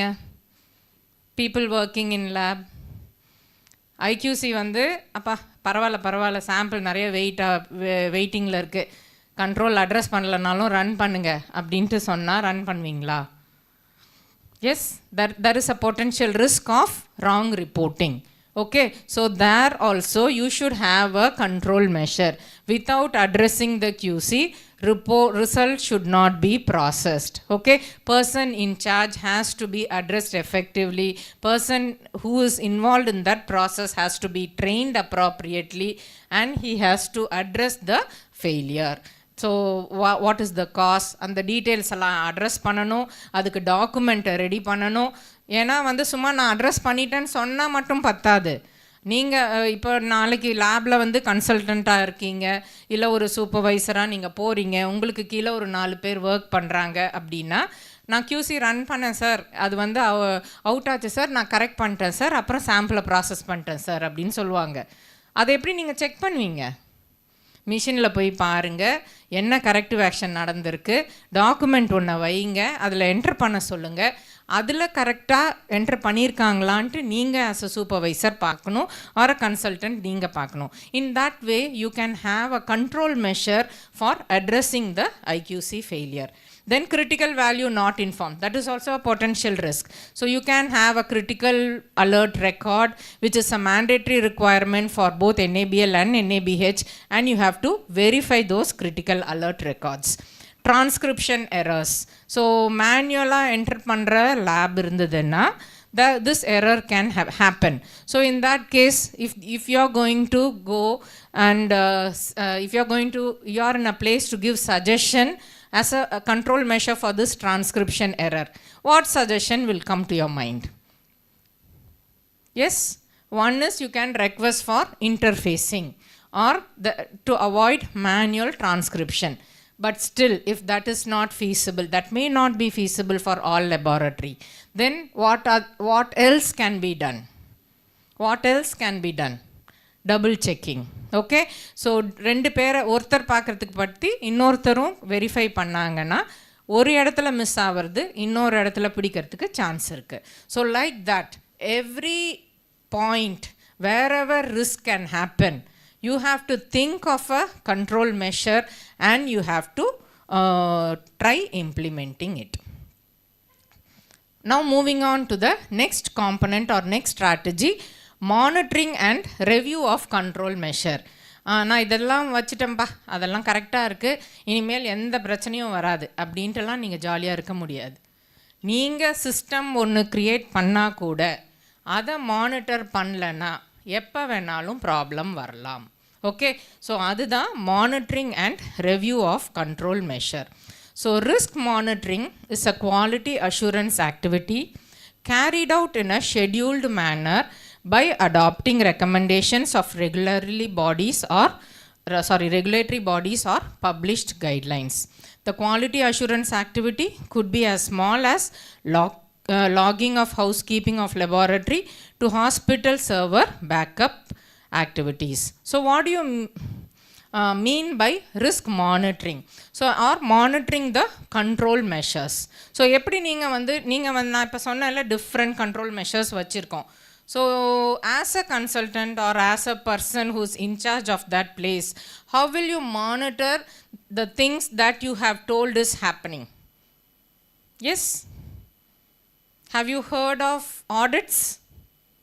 Yes or no? What do you mean by audit? A process of verifying a system or a process as per the requirement.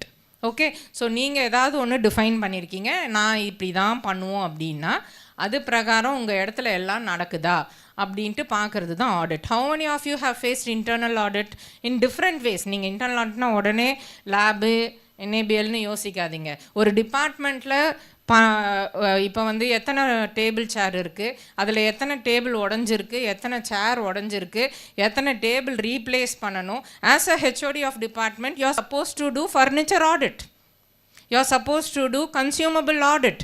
Chemical இத்தனை வாங்குகிறோம், எவ்வளோ chemical expire ஆகிடுச்சு, எவ்வளோ ஜாஸ்தியாக இருக்குது, எவ்வளோ கம்மியாக வாங்கணும் ஒரு டிபார்ட்மெண்ட்டுக்கு.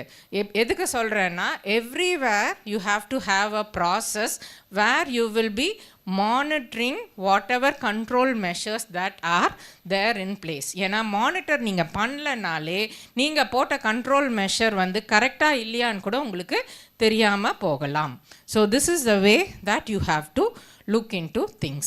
So you can prepare a checklist and you can also have keep evaluating and auditing things. Okay, this is just a case study for you to just make you understand a risk of error due to hemolysis.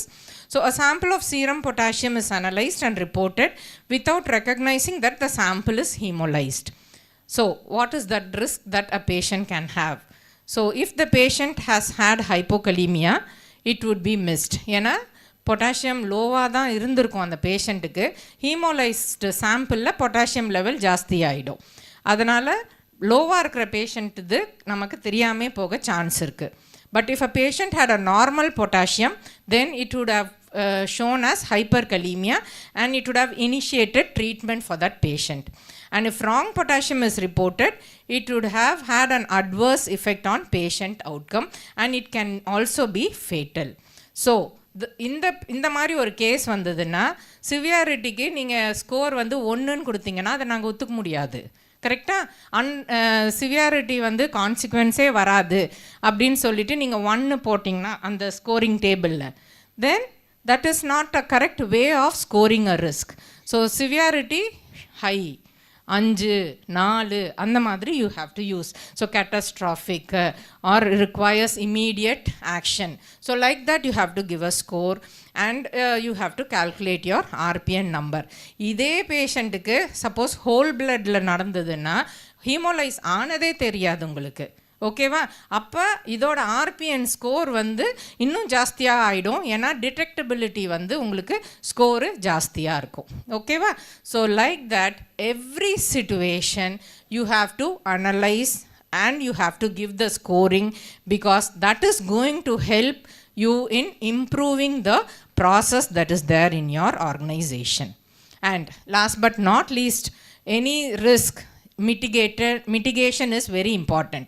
So risk mitigation in laboratory involves proactively identifying, assessing and controlling potential hazards and risks to ensure safe working environment for all personnel, and this includes a range of strategies from establishing a safety protocol to implementing appropriate control measures. And risks are reduced through implementation of appropriate control measures. Select the most feasible, effective and permanent control measures. Multiple control measures is required to address the risk effectively, and once control measures have been determined, you have to see the adequacy, and also you have to document it and you have to evaluate it.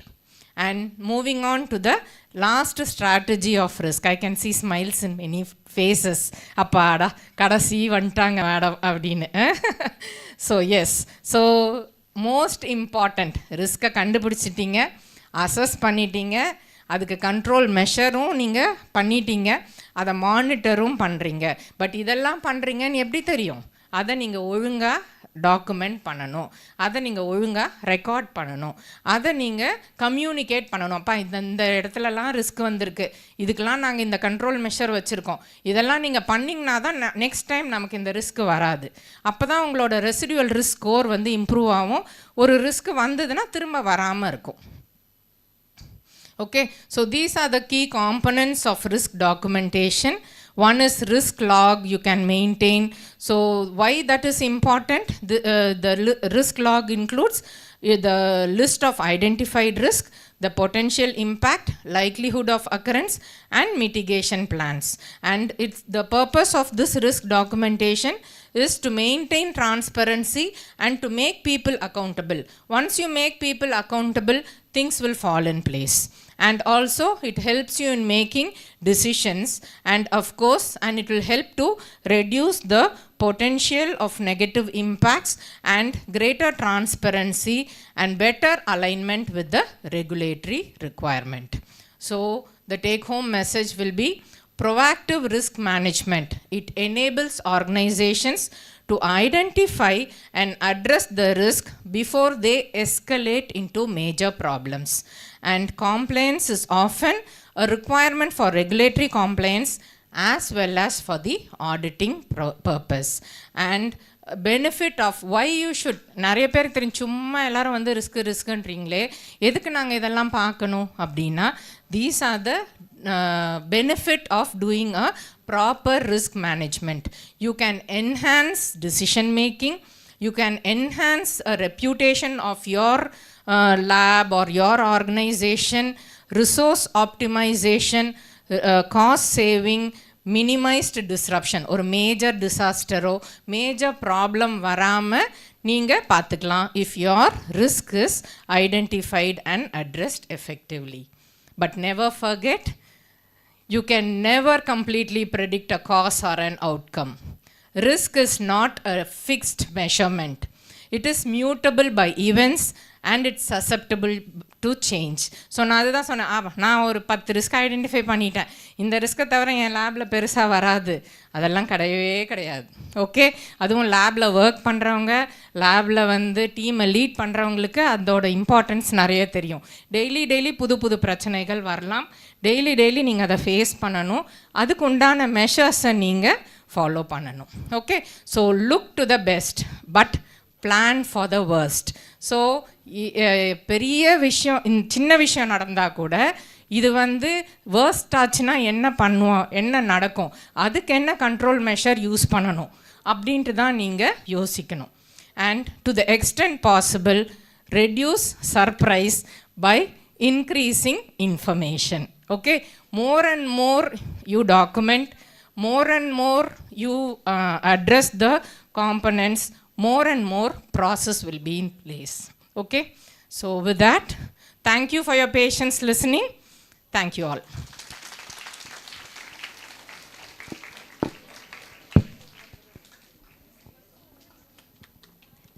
Thank you, Dr. Soumya ma'am, for that powerful session on assessment and risk assessment and management. Are there any questions from the audience? Okay. No, thank you, ma'am.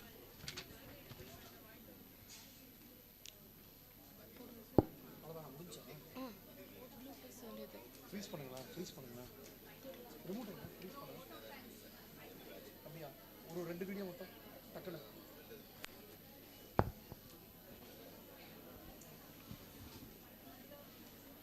few memes and bloopers.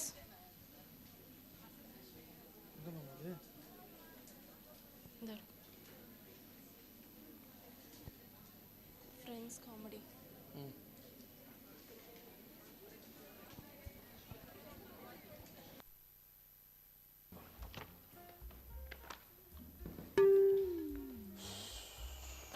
என்னப்பா படிச்சிட்டியா? என்ன கேள்வி வேணாலும் கேட்கலாமா? கேளுங்க. Okay.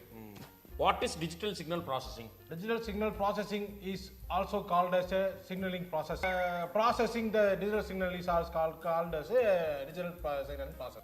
How to find the thermal conductivity of a material? Thermal conductivity of a material is a material that conducting a thermal material that is a thermal conductivity material. எனக்கு தான் புரியுதா நீ சொல்றது?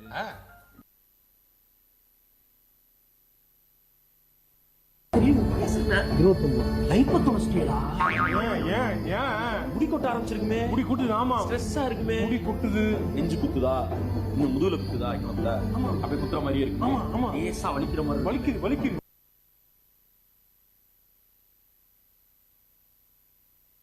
வாங்கடா, உங்களுக்கு வேற தனியா வெத்தலை பாக்க வச்சு அழைக்கணுமா? டேய், அந்த சுத்தில வண்ட கொடு. நீங்க போய் என்ன பர்னிச்சர் எடுத்துட்டு போங்க.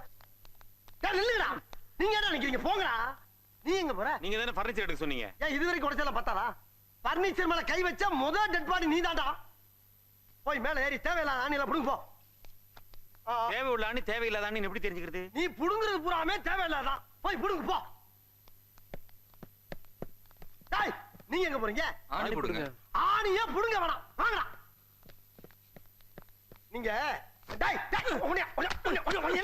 நீங்க தானே ஆணியை புடுங்க வேணாம் சொன்னீங்க. ஆணி புடுங்க வேணாம் அவங்கள சொன்னேன். ஒண்ணே சொல்லலாம். போய் புடுங்க. டார்ச்சர் பண்ற ராஸ்கல்.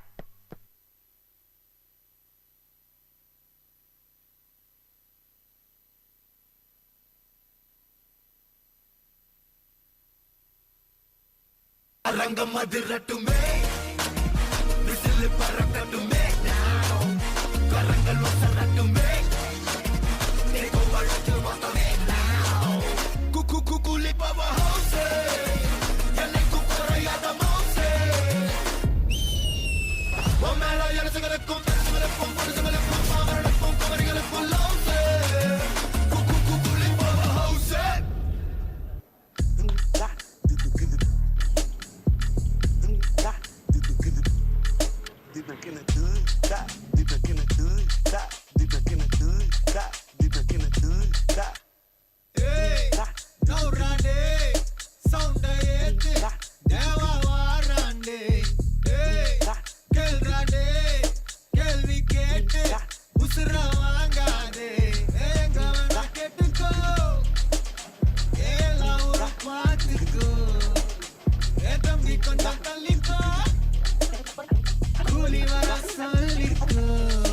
எதுக்கு பேச்சு ஒழுங்கா உட்காரு எனக்கு ஆசை கிடையாது எனிமி தோஸ்து எவனா இருந்தாலும் உலகலாமா சத்த முடிச்சிடலாமா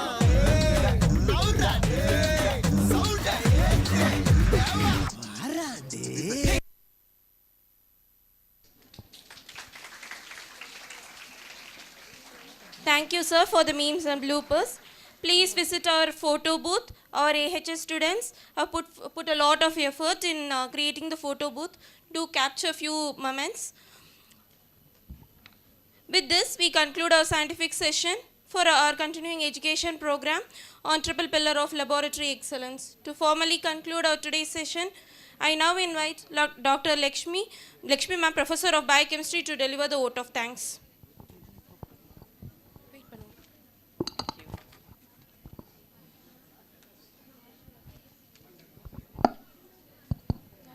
Good afternoon to all gathered here. Gratitude is a form of silent prayer, neither visible nor tangible, yet profoundly felt within the heart. I feel honored and privileged to get this opportunity to deliver vote of thanks on this special occasion.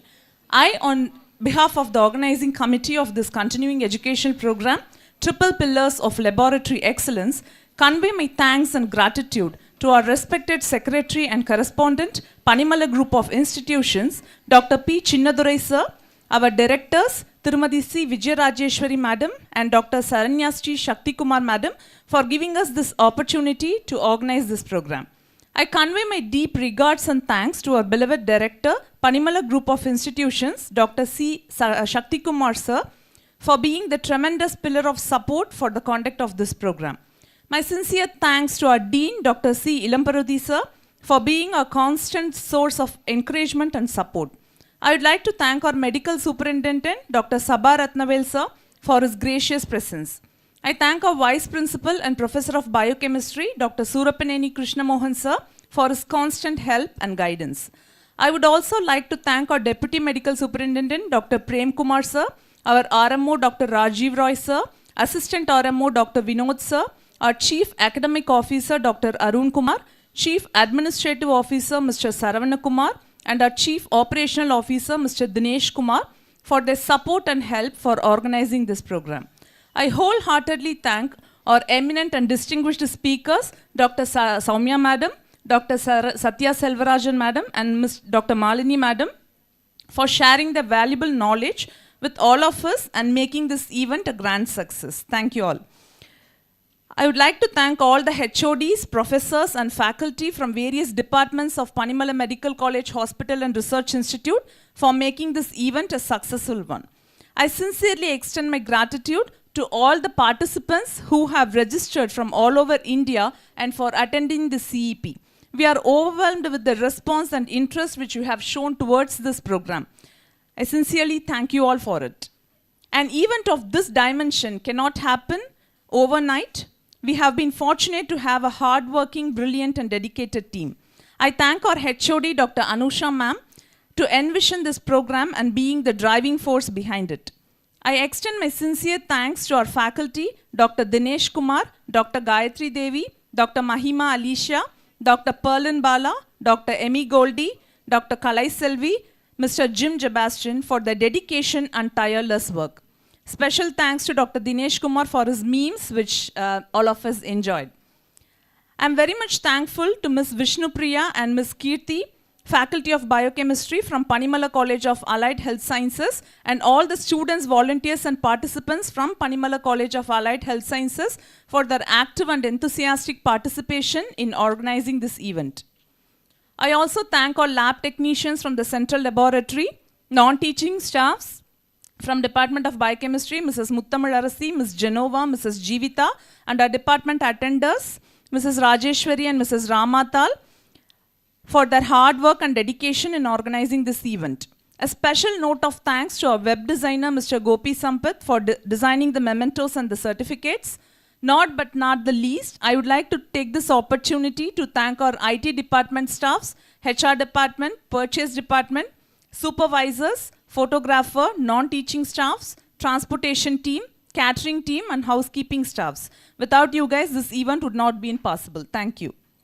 If time is money, then today you have spent millions for us. Thank you all for making this program a successful one. Thank you.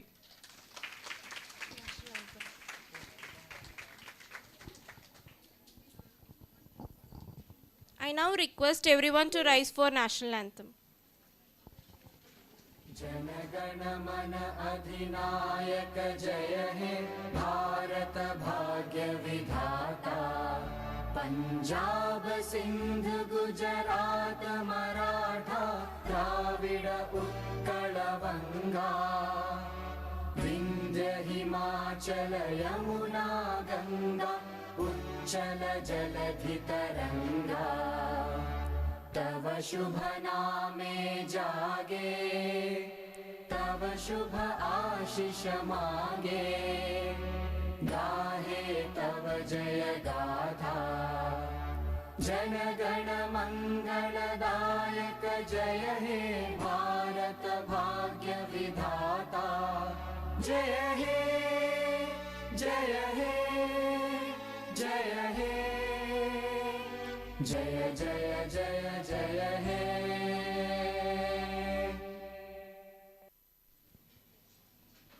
I kindly request all participants to scan the QR code projected on the screen to access the feedback form. Kalai ma'am. Kalai ma'am.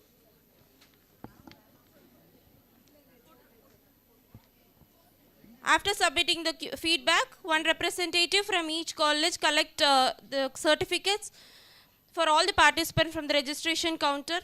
Please avoid crowding near the counter and cooperate with the volunteers. You can use the Wi-Fi password. Use this Wi-Fi also. Lunch arrangements are as follows. For boys, lunch will be served at boys' mess, first floor, and for girls in girls' mess, first floor. College buses are available to drop participants at the respective. No bus. Sorry. Okay. Volunteers will guide you to the mess. Please do visit our photo booth. Thank you for being the part of this program. Thank you.